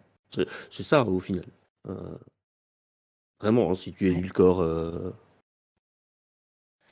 Mais là où moi, il y a un moment, j'ai tiqué quand même dans le film, c'est qu'à un moment, on finit par comprendre que c'est parce que les humains sont faits d'espérance et de croyance qu'ils sont différents des machines, qu'elles sont pragmatiques, etc., etc. Tu vois, à un moment, c'est ça qui fait, en gros, la différence entre l'homme et la machine. Dans le premier Du film, coup, ouais. Ouais. Dans le premier film, ouais, il y a plus de nuances qui arrivent plus assez- tard, mais effectivement. Ouais. Ah, c'est un peu. Moi, j'ai trouvé ça un peu limite, genre, quand même. Bah, je crois que, si je dis pas de bêtises, est-ce que c'est dans le 1 ou dans le 2? Si je dis pas de bêtises, dans le 1, ils arrivent à battre Smith à la fin parce que justement, ils le prennent pas par surprise en faisant des choix humains que les machines pensent pas qu'ils vont faire. À savoir sauver Morpheus. Il n'y a pas ça dans le 1. Il y a pas ça dans le 1. Il bat Smith dans le 1 parce qu'il arrive à devenir aussi fort que la machine. Et il devient un peu une Enfin, machine. mais si c'est faux, elle a raison sur un point, hein, c'est qu'ils s'attendaient pas du tout à être attaqués, en fait, parce qu'ils n'ont jamais été attaqués par Oui. les agents n'ont jamais Par été contre, attaqués par les moi, je les pense êtres que dans les... humains réels, parce que les êtres humains qui rentrent dans la matrice fuient sans cesse les agents, parce que les agents sont beaucoup plus forts qu'eux. Alors que là, justement, le truc de Neo, c'est de dire, bah, on va les prendre par surprise, ils s'attendent pas à nous voir, donc on va y aller et on va les prendre par surprise. Et c'est un des effets qui fait qu'effectivement, ils sont déjà pris par surprise, les agents, quoi. Oui. Je pense que c'était ça que tu voulais dire. Non, puis c'est drôle parce qu'on retrouve aussi dans le... Alors pour continuer un peu cette idée de la croyance dans le monde réel, finalement, des idées en fait aussi extrêmement simplistes, finalement. Et je pense notamment à Morpheus quand il présente donc pour le coup le monde réel à Neo et qui lui dit en fait qui lui propose un choix en fait qui n'en est pas un, enfin qui est plutôt un faux dilemme en fait, c'est tu es soit avec nous soit avec eux, quoi, en parlant des humains et des machines. Donc on est véritablement dans le premier film, on est véritablement sur une opposition claire et nette entre les humains et les machines, quoi. Ce qui va nous amener en fait finalement à la période de confrontation. Il en passe peut-être à la troisième partie, à la fin du film finalement, où peut-être Neo va commencer à s'émanciper un petit peu finalement de la matrice, parce qu'il est sorti de la matrice, mais le temps qu'il réalise véritablement, on va dire la période de dissonance cognitive, hein, qui le fout vraiment dans un très très mauvais état. Hein. Et d'ailleurs, c'est assez drôle parce que... T'as l'impression qu'il va faire une crise cardiaque, quoi. T'as l'impression qu'il va mourir. Oh, moi, je me rappelle parce que ça m'avait... Pardon, ouais, j'avais... Je sais plus quel âge j'avais, 14, 15, 16 ans, quelque chose comme ça quand le film est sorti. Et je me rappelle, j'ai cru que... Enfin, j'ai flippé ma race. Et j'étais pas très habituée à flipper en sachant très bien qu'il peut pas mourir parce que sinon le film s'arrête. Ça n'a aucun sens. Et ça m'avait marqué. Je sais pas vous, non? Vous avez pas flippé à ce moment-là? Bon, moi, le truc qui m'a le plus flippé dans le film, à l'époque où je l'ai vu, c'est la bouche qui se ferme. Moi, c'est vraiment c'est celle qui m'avait le plus marqué. Mais là, en fait, cette scène-là m'a marqué là sur mon dernier visionnage, alors qu'elle m'avait pas marqué avant, en fait. Parce que sur coup, je pense que j'ai directement relié à la notion de dissonance cognitive, quoi. Et en fait, il sort de quand il sort, en fait, il sort, enfin, qu'il comprend ce qu'est la matrice. En fait, il a du mal à l'accepter. Il tombe carrément dans les pommes. Il a deux doigts effectivement, de mourir. Et même Morpheus explique justement qu'en fait, ils font jamais sortir les gens de la matrice après un certain âge parce que c'est trop difficile, en fait, finalement, de les habituer au monde réel. C'est trop dur à accepter. Ouais, trop dur à accepter. Et il y a un rejet. Et c'est assez drôle parce qu'en fait, en fait, tout ce qui est dit en fait dans ce discours-là de Morpheus, c'est en fait les plus faciles à faire sortir. Donc c'est les enfants qui n'ont pas encore un très grand ancrage en fait, on va dire dans le monde. Les adolescents qui sont encore capables de les remettre en question. Mais à partir du moment où tu commences à être adulte, tu commences à construire en fait finalement véritablement ta vision du monde, à poser les briques qui font que voilà, tu commences à avoir des a priori, on va dire, solides sur le monde qui te permettent d'avancer. À partir de là, ça devient compliqué en fait finalement de tout remettre en question, quoi. Et je trouve ça va bien en fait évidemment avec cette idée-là de la dissonance cognitive. Et ça m'a posé la question. Alors ça, du coup, j'ai pas du tout de réponse. Si véritablement on a moins de dissonance cognitive quand on est ado, qu'on est plus capable de remettre en cause les choses sans que ça nous perturbe que quand on est adulte. Et ça m'a vraiment posé la question. Et je trouve ça très intéressant de l'aborder dans ce film-là parce que clairement, je pense que pour même illustrer la notion de dissonance cognitive, c'est excellent comme extrait de film. On a peut-être pas moins de dissonance cognitive, mais on a moins de construit autour des choses qu'on croit. Et donc, c'est peut-être plus facile de se dire je repars à zéro parce qu'on n'est pas encore très loin. Oui, je suis d'accord. Hein. Et il n'y a pas toutes les attaches qu'on peut avoir quand on a un boulot, une famille, des enfants, etc. etc. Voilà, ouais. Bon, là, Néo s'en fout un peu. Il n'y a pas de famille, son boulot, c'est de la merde. Ouais, mais ça n'empêche que quand il apprend que le monde est finalement, que tout ce qu'il a vécu est faux, ça le fout quand même bien mal, quoi. Ah bah oui, moi ça m'a traumatisé. Et puis c'est la matérialité de son corps, elle est quand même assez hardcore. Parce que quand il se réveille dans la réalité, il a des trucs partout dans le corps, dans la nuque. Enfin, il est meurtri. Il n'a jamais vu la lumière de jour. Il ne sait pas servir de ses jambes. Enfin, c'est... Ouais, normalement, il ne devrait pas être capable de bouger. Ouais, peser...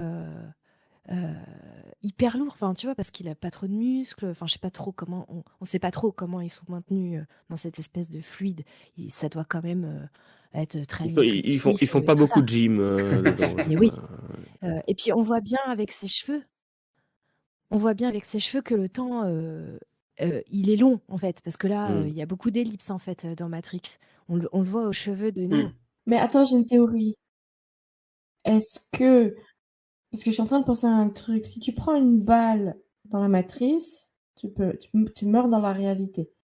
Est-ce que du coup, quand tu fais pas du sport dans la matrice, peut-être que ça entretient ton vrai corps, un truc comme ça. Je suis pas sûre que. Ouais. Peut-être.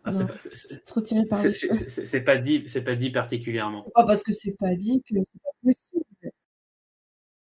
Ce moment-là, très H.G. Giger, là, quand il sort de son œuf, où il a des tuyaux partout, là, en mode alien. C'est bizarre ce moment, parce que, encore une fois, on dirait que c'est inversé. Parce que, normalement, les corps comme ça, mutilés ou avec à la Ghost in the Shell et tout, c'est dans la fiction. Et là, il nous propose ça dans la réalité. Du coup, c'est assez perturbant quand même. Ah, mais qui est-ce qui te dit que c'est la réalité? Ah bah, c'est toute la question, évidemment. Ah oui. Moi, ce film, c'est comme s'il me montrait en permanence que c'est quitter une illusion pour aller vers une autre illusion. En plus, ils font que parler de Alice au Pays des Merveilles et le Magicien d'Oz. C'est quoi? C'est des personnes qui rentrent à l'intérieur d'un conte. Donc, c'est pas du tout une révélation de la réalité. C'est des gens qui entrent dans des fictions. Donc, tout est pris à l'envers comme ça. Et effectivement, la réalité de Neo, elle paraît beaucoup plus fictionnelle pour nous, forcément, que la Matrice. Oui. Et rien que le plan sur les machines, tous les œufs, ces éclairs, enfin, elle est horrible cette vision. Moi, ça m'a marqué à vie la première fois que tu le vois sortir de la Matrice. Donc, comme tu dis, à son corps meurtri, quoi. Et même toi, quand c'est la première fois que tu vois le film, comme celle de Claude Atlas. Oui, voilà. Mais quand c'est la première fois que tu vois le film et que tu comprends en fait ce qui est en train de se passer, c'est glaçant, quoi. C'est glaçant. Oui. C'est complètement glaçant. Ouais. C'est cette vision d'humain complètement cultivé, quoi. C'est chiant à perte de vue. C'est ça, il n'y a pas d'autre mot. Hein. Ouais. Mais t'imagines la dissonance enfin, t'imagines le cerveau qui se réveille là-dedans. Mais c'est tellement choquant que... Mais tu parles de dissonance cognitive, et désolé si c'est, mais en fait, ça devrait nous faire exactement le même effet que quand on voit des abattoirs, des trucs où on élève des cochons pour les manger, etc. Ça devrait nous faire exactement le même effet, en fait.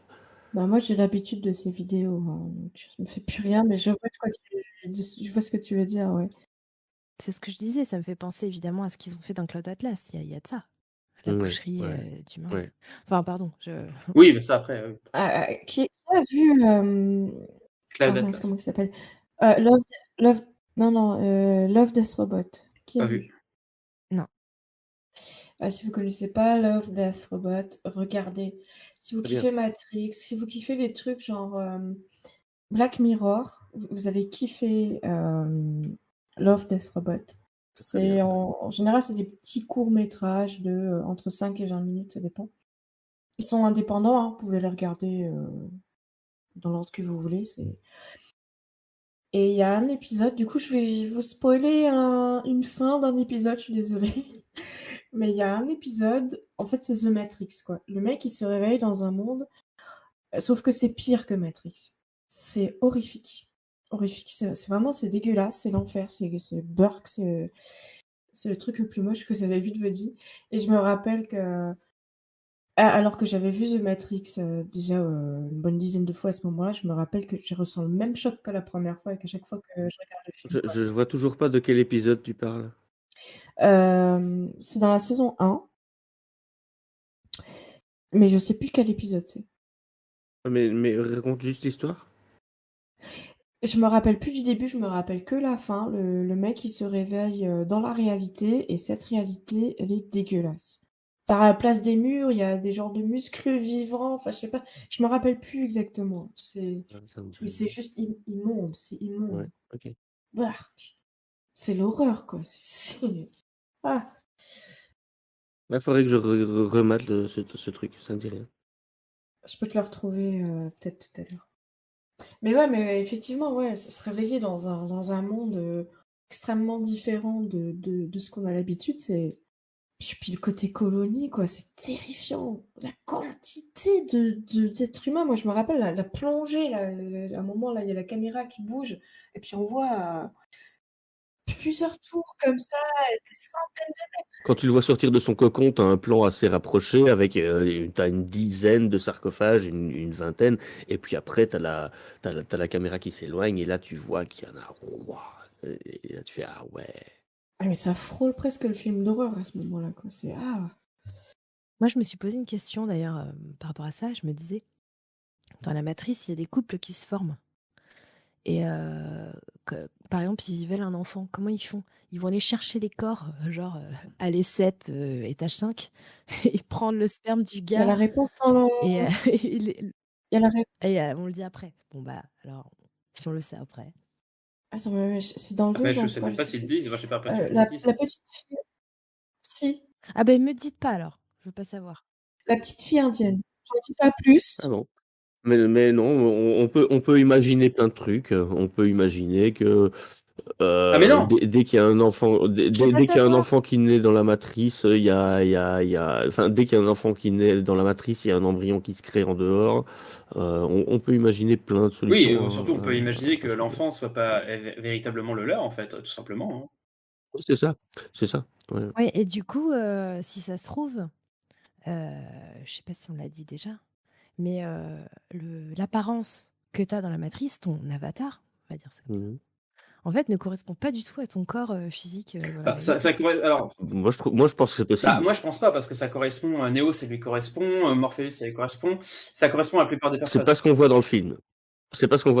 Par contre, théoriquement, il n'y a rien qui l'interdit. Oui, quoi. après, moi, je pense surtout que. Après, on peut surtout penser que c'est la matrice qui gère elle-même son élevage d'êtres humains et fait naître si elle en a besoin et fait mourir si elle en a besoin.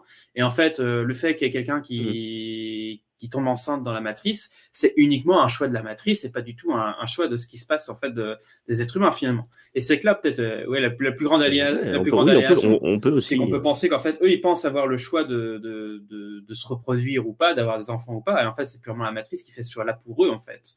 Et je pense que c'est ça aussi un des plus grands trucs de la matrice, c'est qu'en fait et sans doute la vidéo dont vous avez parlé tout à l'heure avec Bourdieu, c'est-à-dire sur le déterminisme social, c'est-à-dire c'est sans doute la matrice qui décide de comment est-ce qu'elle s'équilibre elle-même et qui choisit elle-même de faire de la pauvreté, de faire de la richesse, de définir qui elle va mettre à quel endroit et pour s'équilibrer complètement. En fait, c'est toute une question de balance et en fait, ça irait à l'inverse en fait de toutes les idées entre guillemets libérales de dire dans ta vie tu fais ce que tu veux, si tu choisis d'être plombier, tu viens plombier. Si tu choisis d'être enseignant, tu viens enseignant. Mais en fait, non, ça marche pas du tout comme ça.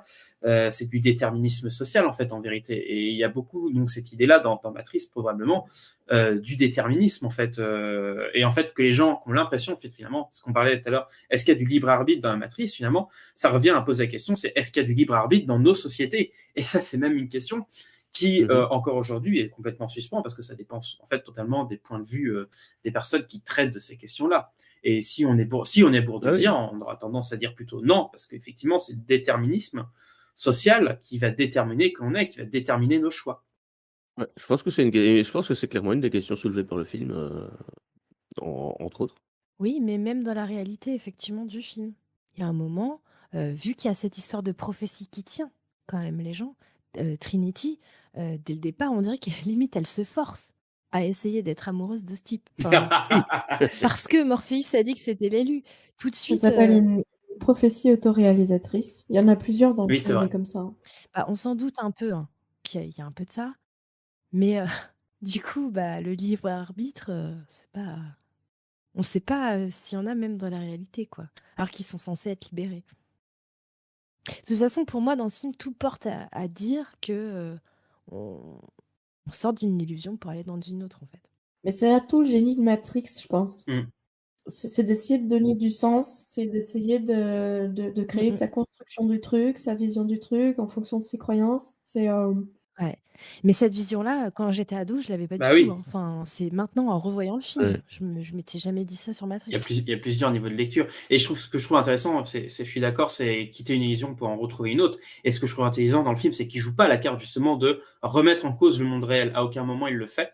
Alors il y a peut-être des théories qui le disent, mais on pourrait penser, à dire ça se trouve le monde réel, c'est pas vraiment le monde réel, et en fait c'est une matrice dans la matrice dans la matrice. Et en fait ça, je trouve que ça annihilerait en fait toute la réflexion du film en fait, qui est en fait beaucoup plus intéressante en fait si on part du principe que le monde réel est véritablement le monde réel, et de voir comment finalement l'illusion se crée dans le monde réel lui-même, quoi. Et c'est ça qui est intéressant à voir. Ce que tu soulevais tout à l'heure sur le fait qu'il y a de la croyance dans notre monde, dans le fait qu'il y a plus de croyances finalement dans notre monde que même dans la matrice en fait, en vérité. Ouais, puis si on réfléchit bien, Neo, il voit quoi du monde réel? Dans le premier, pas grand-chose. L'intérieur du vaisseau. C'est ça. Donc on peut se poser la question, enfin, le mec il croit sur parole quand même, des espèces de gus comme ça. Avec du cuir et des lunettes noires. C'est costaud, quoi. Il croit sur parole des gens. Il n'a rien vu de la réalité, Neo. Il voit sur un écran ce que nous montre Morpheus. Sous-entendu, c'est ça la réalité. Mais lui, il voit rien de ses yeux. Et du coup, il y a un moment... c'est logique, parce que s'il a été dans la matrice, il est habitué à pas vraiment toucher, sentir les choses. Mais même dans la réalité, il fait pas ça. Tu vois, il touche pas les objets et tout. Il croit les gens sur parole. On en revient à une phrase de Miracle sur la 34e rue. La confiance, c'est aller vers l'inverse de ce que le bon sens te dirait. Voilà. Et c'est la phrase inverse de celle que toi tu donnes en conclusion du podcast de Miracle sur la 34e rue. Et donc c'est marrant. Voilà. Mais ça me fait rire que moi, mais c'est marrant. Non, mais oui, c'est intéressant cette question de croyance, mais même la question du toucher, du goût, en fait, elle est tout de suite remise en question. C'est-à-dire, c'est pas comme ça en fait que tu évalues la réalité dans Matrix. C'est clairement dit par Morpheus. Il dit si tu crois que la réalité ça s'évalue en fonction du toucher, de la vue, du goût, de l'odorat, Bah, non, en fait, c'est juste en fait ce qui va te permettre de rendre plus réelle l'illusion. Et je trouve ça génial, en fait. Oui, il parle d'impulsion électrique. Qu'est-ce que le réel? Quelle est ta définition du réel? Si tu veux parler de ce que tu peux toucher, de ce que tu peux goûter, de ce que tu peux voir et sentir, alors le réel n'est seulement qu'un signal électrique interprété par ton cerveau. Oui, voilà, c'est juste une impulsion électrique dans ton cerveau. Donc, en fait, le présupposé, c'est que tu ne peux de toute façon pas faire confiance à tes sens. Donc, et là, on est dans de la philosophie kantienne, je crois. C'est Kant qui remettait tout en question aussi, à savoir qu'est-ce qui est vrai, qu'est-ce qui ne l'est pas. Et là, en fait, si on parle de la question des sens, effectivement, si les sens sont juste en fait un signal électrique envoyé au cerveau, en quoi on peut faire confiance finalement? Ben, finalement, tu peux faire confiance qu'aux autres, en fait, en vérité. Et c'est peut-être pas forcément dans Matrix la chose la moins logique, finalement. Il faut peut-être mieux faire confiance à Morpheus. Ouais, mais les autres, ils lui disent quoi? Bah, en tout cas, Les autres, ils lui disent ouais, il y a ça qui existe, il y a telle ville, le monde est comme ça, mais si ça se trouve, c'est un truc qui se dit entre personnes. bah. Mais, Oui, enfin, mais là, vraiment, c'est. Bah, c'est après, ce qui est drôle invérifiable. avec le personnage de Neo, c'est que c'est un personnage très passif, en vérité, et qui ne dit pas grand-chose de ce qu'il pense et de ce qu'il croit. Il est très passif, il est très. Il suit énormément, en fait. On a l'impression qu'il est sans cesse dans l'évaluation. Moi, je trouve que c'est un personnage qui est comme ça, qui est sans cesse dans l'évaluation, qui évalue tout ce qui se dit autour de lui, et jamais, en fait, il montre qu'il croit à 100% ce qu'on lui dit. À aucun moment. Même tout ce que lui dit Morpheus, en fait, tu vois, il est attentif, il écoute ce qu'il lui dit. Il n'y a aucun moment qui te dit, en fait, ah, je te crois à 100%, je suis à 100% derrière toi. Jamais. Non, mais ça, c'est parce que Keanu Reeves sait pas jouer. Non, je pense que c'est parce que c'est un très bon choix de casting, justement. Mais après, on en arrive justement aux questions, finalement, d'émancipation. Comment est-ce que... Alors là, on a parlé de la deuxième illusion, celle du monde réel, celle qui ne va pas forcément être remise en cause dans le premier film. Et là, ce qu'il faut déjà dans la quête, en fait, finalement, du héros, parce qu'on est véritablement dans la structure narrative, on est dans une structure narrative extrêmement classique, de la quête du héros qui part de chez lui pour se retrouver dans une contrée inconnue. Il va subir l'entraînement qui est légèrement infligé par un vieux sage qui là en fait est Morpheus. Il va avoir un guide, donc là le guide on peut aussi dire que c'est à la fois Morpheus et à la fois l'oracle. Il va trouver des obstacles sur sa route, donc des entraînements à faire, etc. Donc là, on est véritablement, si vous calquez le film Matrix sur Star Wars, on retrouve exactement, par exemple, les mêmes schèmes, en fait, tout simplement. Hein. Certains parleraient du monomythe, voilà quoi. Donc du fait qu'on a toujours raconté en fait finalement la même histoire en boucle, mais qu'on change juste quelques éléments par-ci par-là. Et en fait, et là c'est intéressant finalement, c'est qu'à la fin de l'histoire justement, Neo va sans doute devoir s'émanciper finalement un peu de la question de la matrice, c'est-à-dire la comprendre déjà pour l'explorer déjà pour mieux la comprendre et essayer de s'émanciper finalement de la vision de la vie qu'il a eue depuis qu'il est enfant en fait. Et ce qui n'est pas un truc en fait qui dans le film se règle en une seule scène, je trouve. C'est ça qui est assez intéressant, quoi. On peut parler par exemple du passage chez l'oracle. Il y a quelque Oui, chose. vas-y. Ouais, moi je t'écoute et ça me fait penser à un truc. Est-ce qu'on est d'accord pour dire que l'oracle n'a jamais dit à Néo qu'il n'est pas l'élu? Pourtant, Néo va dire aux autres que, enfin, oui, les autres sont là quand il le dit à Trinity. Il va dire, je suis pas l'élu. L'oracle dit que je suis pas l'élu. Elle lui dit peut-être pas littéralement tu n'es pas l'élu, mais c'est clairement sous-entendu, c'est clairement c'est clairement ce qui est dit, le message est clair. Ah, c'est pas si simple. Elle lui dit un truc du genre tu sais ce que je vais te dire, et lui il dit oui, je suis pas l'élu quoi. Elle fait, Voilà. bon bah voilà. Ouais, donc. Mais vous savez depuis longtemps ce que je m'apprête à vous dire. Je ne suis pas l'élu. Je suis désolée. Et elle joue clairement, encore une fois, la prophétie autoréalisatrice. Ouais, c'est ça. Mais il ne dit pas ça. C'est même lui qui décide finalement de ce que dit l'oracle, là, puisque c'est alors qu'il est l'élu. Mais il le sait pas, il le croit pas encore. Il est censé l'être et il va refuser. Mais bon, ça c'est plus loin. Mais oui, mais il est l'élu parce qu'il pense qu'il ne l'est pas. Enfin, tu vois, c'est toujours les trucs. Mais il y a aussi à un moment quelqu'un, je sais plus qui c'est qui dit, l'oracle ne dit uniquement ce que les gens ont besoin d'entendre. Donc, on sait que Trinity avait besoin d'entendre qu'elle tombera amoureuse de l'élu et que Neo avait besoin d'entendre Pourquoi on sait pas, hein. qui n'était pas l'élu. Il avait besoin d'entendre qu'il n'était pas l'élu. Ouais, tout à fait. Et donc Morpheus avait besoin d'entendre qu'il trouverait l'élu pour le coup. Oui, c'est ça. Ouais. Voilà. Mais tout ça pour satisfaire le jeu des machines, et on ne devrait pas encore dire ça.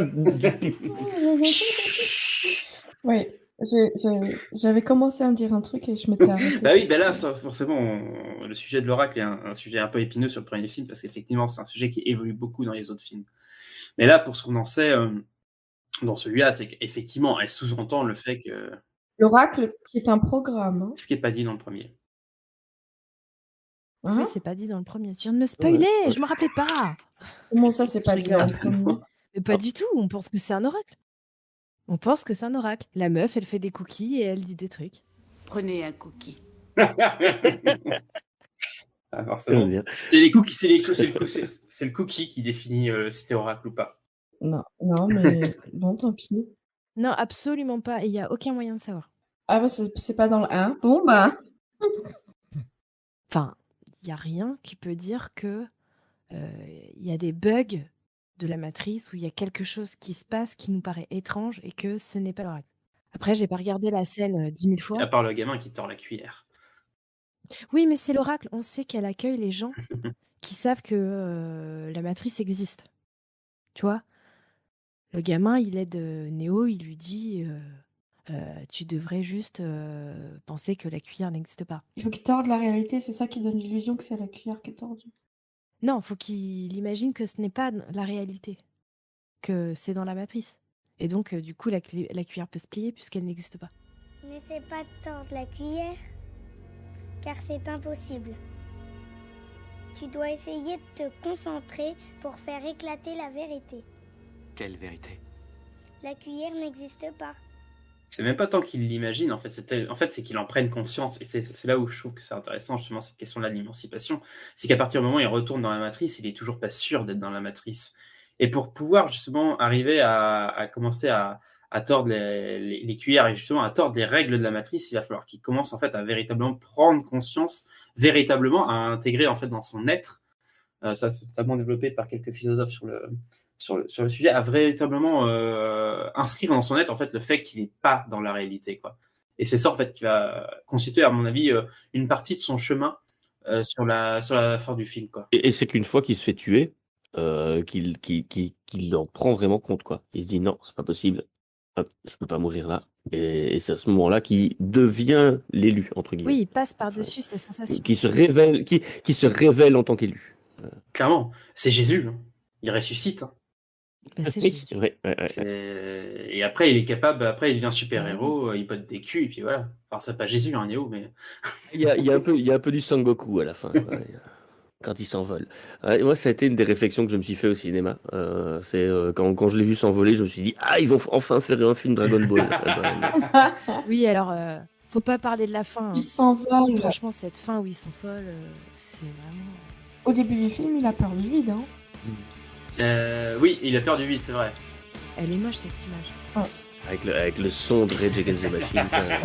Mais non, avec Rage Against the Machine. Maintenant, c'est devenu vachement cliché quand même. C'est vrai qu'à l'époque, ça ne l'était pas, oui, mais maintenant, c'est devenu tellement cliché. À l'époque, ça envoyait du petit bois, les castors et le barrage et le castor avec. Quoi.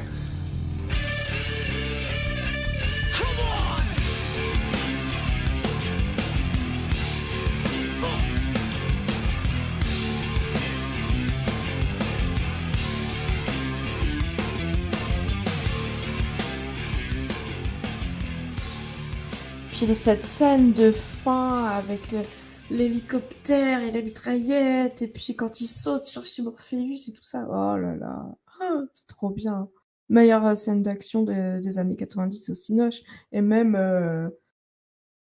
je sais pas dans le top combien, mais cette fin-là, elle est géniale. Parmi les meilleures scènes d'action du Cinoche. Cette scène, elle est bien, mais il y a des plans raccords. Je trouve qu'ils sont pas top. Quant à Trinity, qui est, elle se décroche de l'hélice. Bah si, quand même. Elle se décroche de l'hélicoptère, elle est accrochée que par le câble, et elle arrive dans le mur d'en face, et ça fait poum, poum, poum, poum. Tu sais, ça fait... Ça fait boum. Il y a un vieux plan d'elle qui tape contre la vitre, c'est pas beau ce plan. Ça marche pas. C'est vrai que ça fait bizarre, elle le casse un peu, mais après, non. Vu que... Alors, elle atterrit tout doucement alors qu'elle était à Ouais. 3 km. Enfin, Avec c'est ce pas... petit son, là. Ça marche pas. Ça marche pas, c'est vraiment là que tu le dis. Voilà, tu m'as gâché la fin du film. Mais c'est tourné, c'est devenu un truc un peu gag. Hein. Ça a été reproduit et tout, ça. Ah ouais? Des parodies, des trucs comme ça, ouais. Mais ouais, bah pour le coup, je sais pas s'il y a d'autres trucs à dire peut-être sur la fin du film. Donc le fait qu'effectivement, donc Neo se révèle en tant qu'élu, notamment quand il ressuscite. Alors là, ça pose la question sur comment est-ce qu'il ressuscite. Mais ouais, c'est peut-être des choses dont on a des indices plutôt dans les films suivants.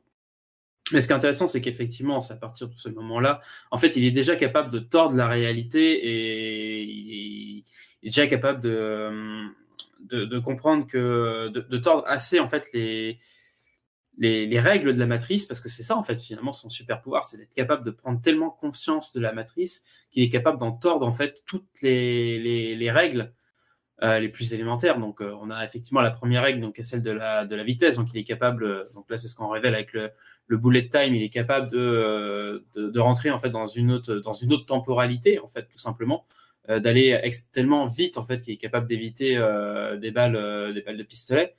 Et il est capable, je pense que c'est ça, en fait, le pire, c'est qu'il est capable, en fait, de même contrer, en fait, la loi de la mort, en fait, qu'il y a à l'intérieur de la matrice, quoi. Il est capable même de contrer cette loi-là, quoi. Et après, c'est justement là qu'on voit à quel point il s'est émancipé finalement de la matrice, même beaucoup plus finalement que Morpheus ou Trinity. C'est qu'il est capable de voir la matrice exactement comme elle est, quoi. Oui, il voit les lignes. Il voit les lignes de code sans regarder les écrans, mais en étant à l'intérieur. Oui, et puis on peut imaginer en fait que c'est finalement sa vision qui est constamment comme ça à chaque fois qu'il est dans la matrice, quoi. Parce que lire les lignes de code, c'est à la portée visiblement de tout le monde, hein, puisque les mecs qui sont devant leur écran, ils arrivent à dire ce qui se passe rien qu'en lisant les lignes, quoi. Il le dit à un moment, je sais plus quel Cypher. personnage, c'est pas tant que c'était Cypher, il disait là, toi tu vois des lignes, et moi je vois une brunette, une blonde, une rousse. Ouais. Je sais plus c'est quoi les couleurs de cheveux qu'il dit, mais. Mais même, je crois, quand ils ont des visuels sur ce qui se passe dans la matrice, au début, il y a des vidéos comme s'il y avait des caméras à l'intérieur de la matrice. Et après, On se rend compte qu'ils peut-être que regardent je les me chiffres. trompe, après, on voit les chiffres, enfin les trucs Ouais. qui défilent en vert. Ouais. Les glyphes. Parce qu'en fait, ils voient ça. Bah oui. Ouais. Je disais, après c'est un peu aussi comme, je sais pas, vous prenez une formule mathématique, mettez-la sous mes yeux, je vais dire, voilà. Vous la mettez sous les yeux de quelqu'un qui sait lire ça, qui sait décoder ça. Voilà. Oui, dans l'univers du film, ça a accepté Je pense qu'avec que c'est un langage en fait qui est assez courant pour eux parce que ça fait partie de leur boulot. Oui, quoi. voilà.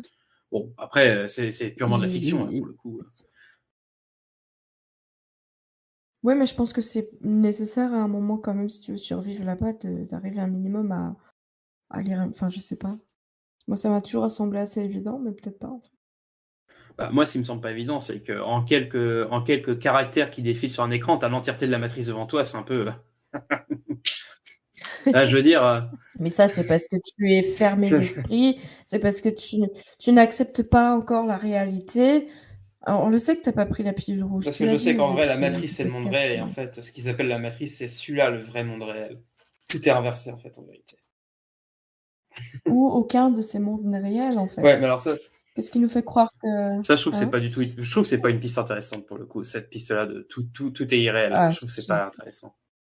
Ça affaiblit énormément le film sur tout ce qu'il dit en fait en vérité. L'irréel ne peut se voir que par rapport à la réalité.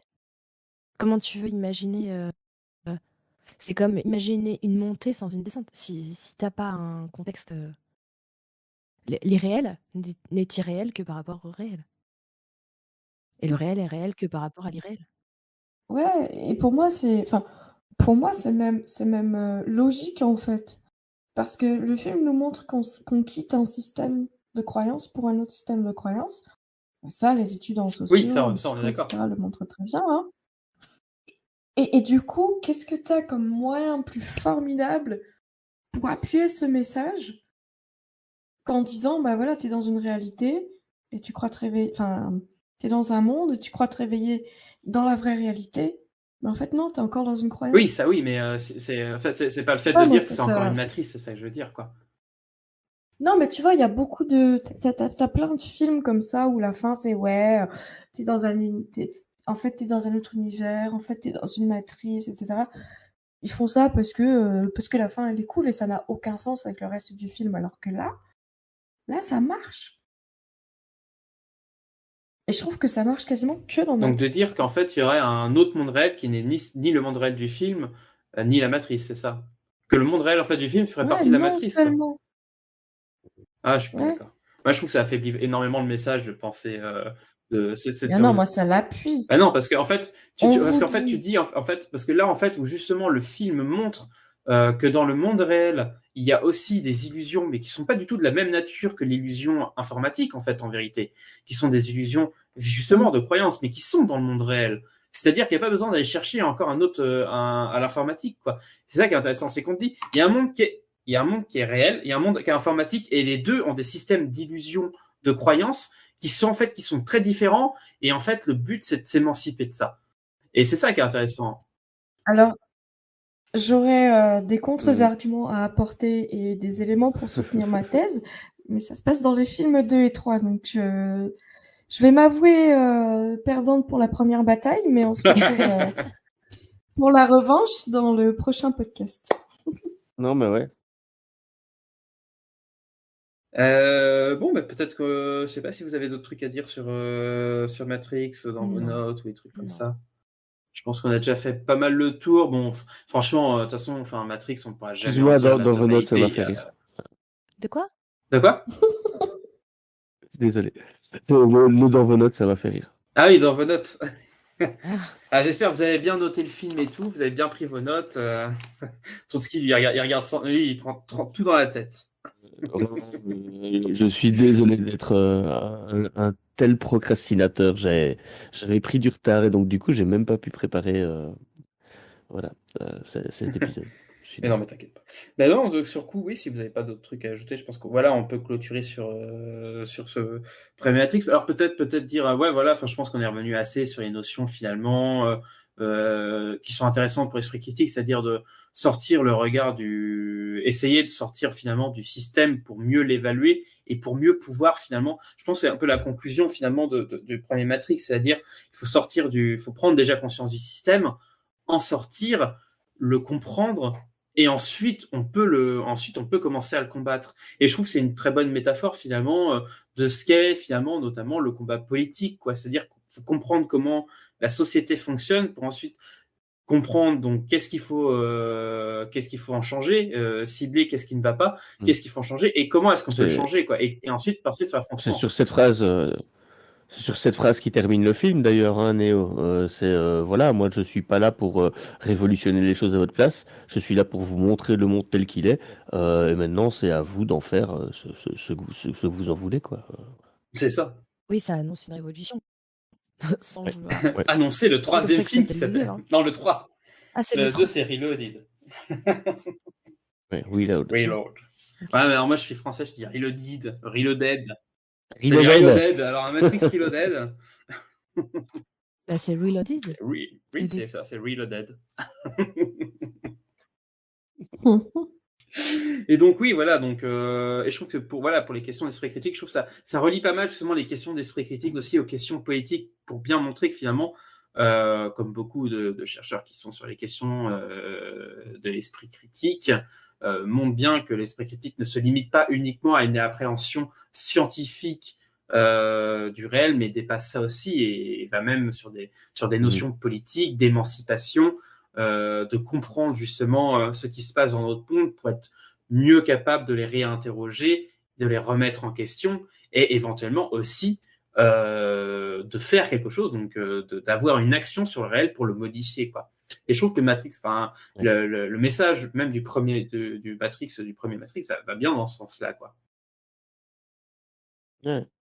Je sais pas si vous voulez conclure autre chose ou un petit mot de la fin. Ou alors on peut dire que Matrix, c'est l'histoire d'un mec qui est à peu près sceptique et qui va devenir l'élu d'une secte New Age. Ouais, c'est Mais sauf exactement qu'il y a ça, des en fait. preuves Si on va être comme quoi méchant. c'est bien l'élu puisqu'il est capable de tordre. Donc c'est pas voilà, tu vois, Bah c'est ouais. vrai, c'est une Bah croyance ouais. qui est finalement un fond de réalité quoi.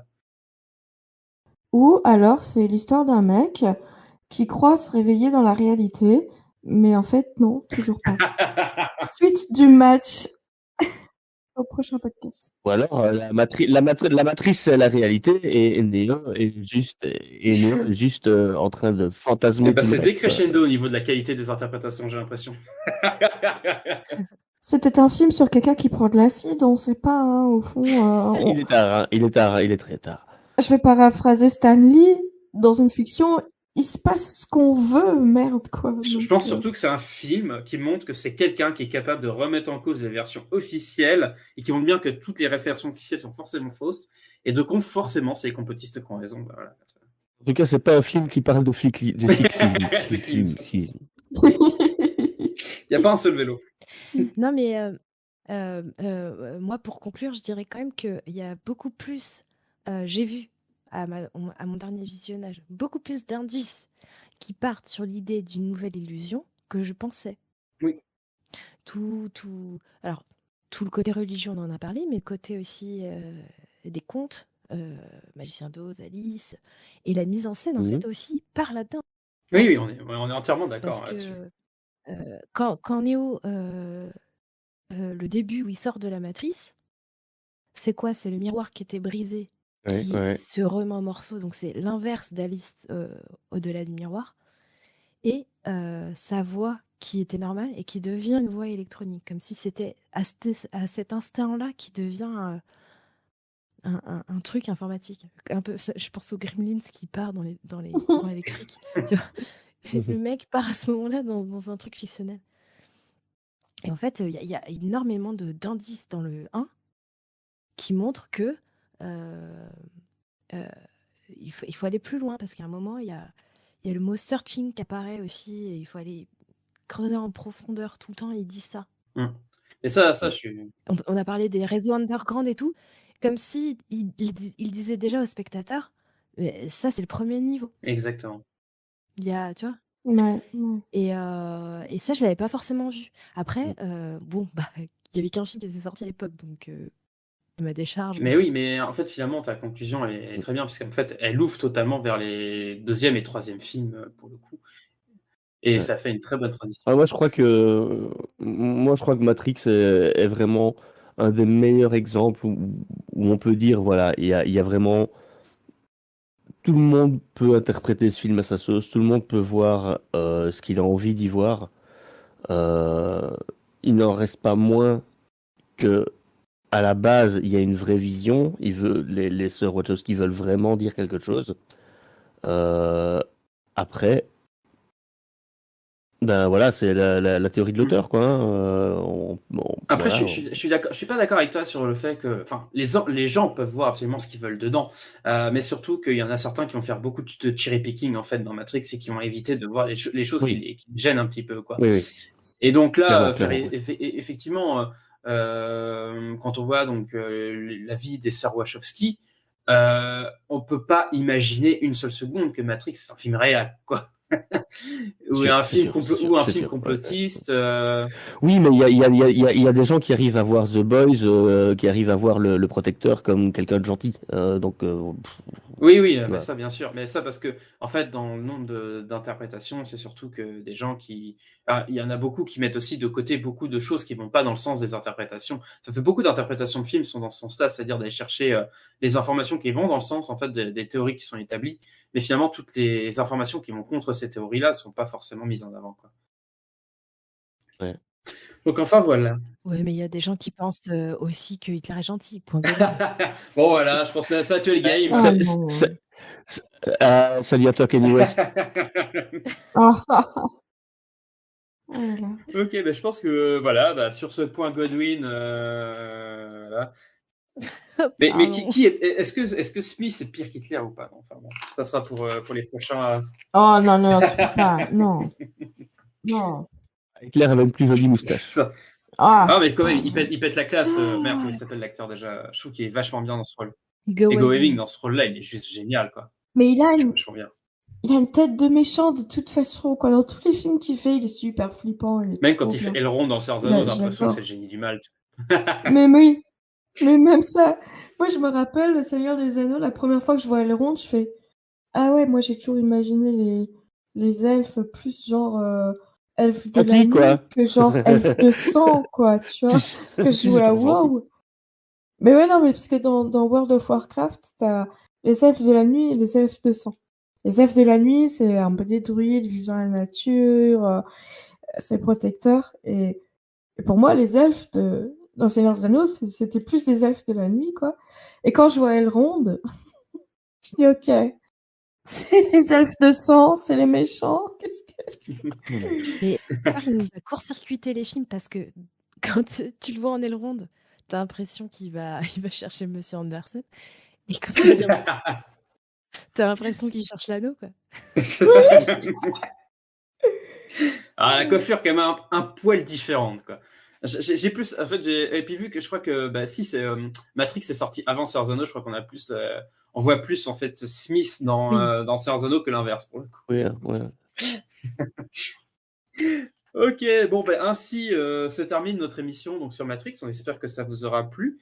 Merci à vous en tout cas de nous avoir suivis et puis merci à tous les chroniqueurs d'avoir participé à cette émission. Donc, Troutski, merci à toi d'avoir été avec nous. Yep, plaisir. Et donc merci aussi à toi si c'est faux. Merci à vous. Enfin, un vrai film dans ce podcast. Un vrai film geek. Ouais. Un vrai film. Ouais, on t'a fait découvrir des beaux films quand même. Non. Avec le podcast. Non, je sais pas de quoi tu parles. Je refuse cette réalité.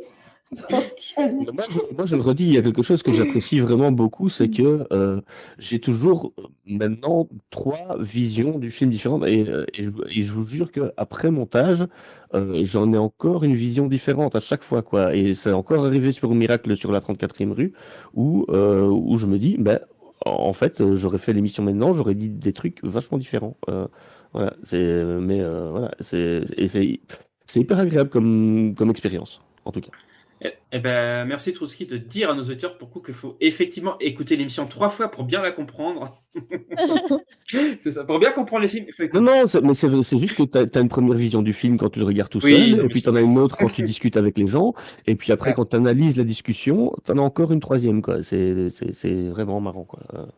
Ce que vous pensez du film Matrix n'est pas ce que vous pensez vraiment, mais le fruit de toutes les discussions avec les autres personnes. Le libre arbitre n'existe pas. C'est du déterminisme. On est influencé par tout ce qui nous entoure. Ouais. Effectivement. Et puis donc, merci à toi, Adeline. Et si j'ai bien compris, c'est toi qui vas faire le montage de cette émission.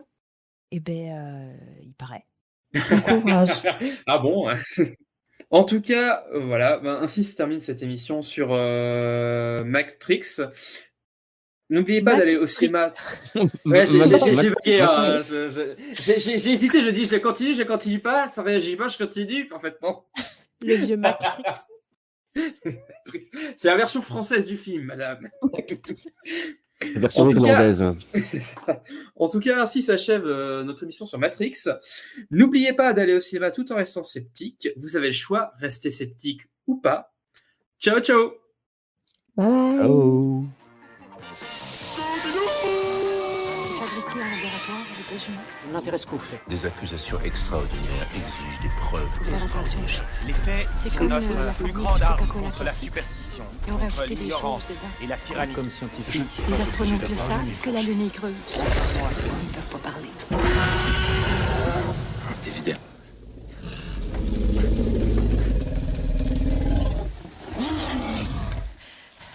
Cinétique, le podcast cinéma, scepticisme et esprit critique.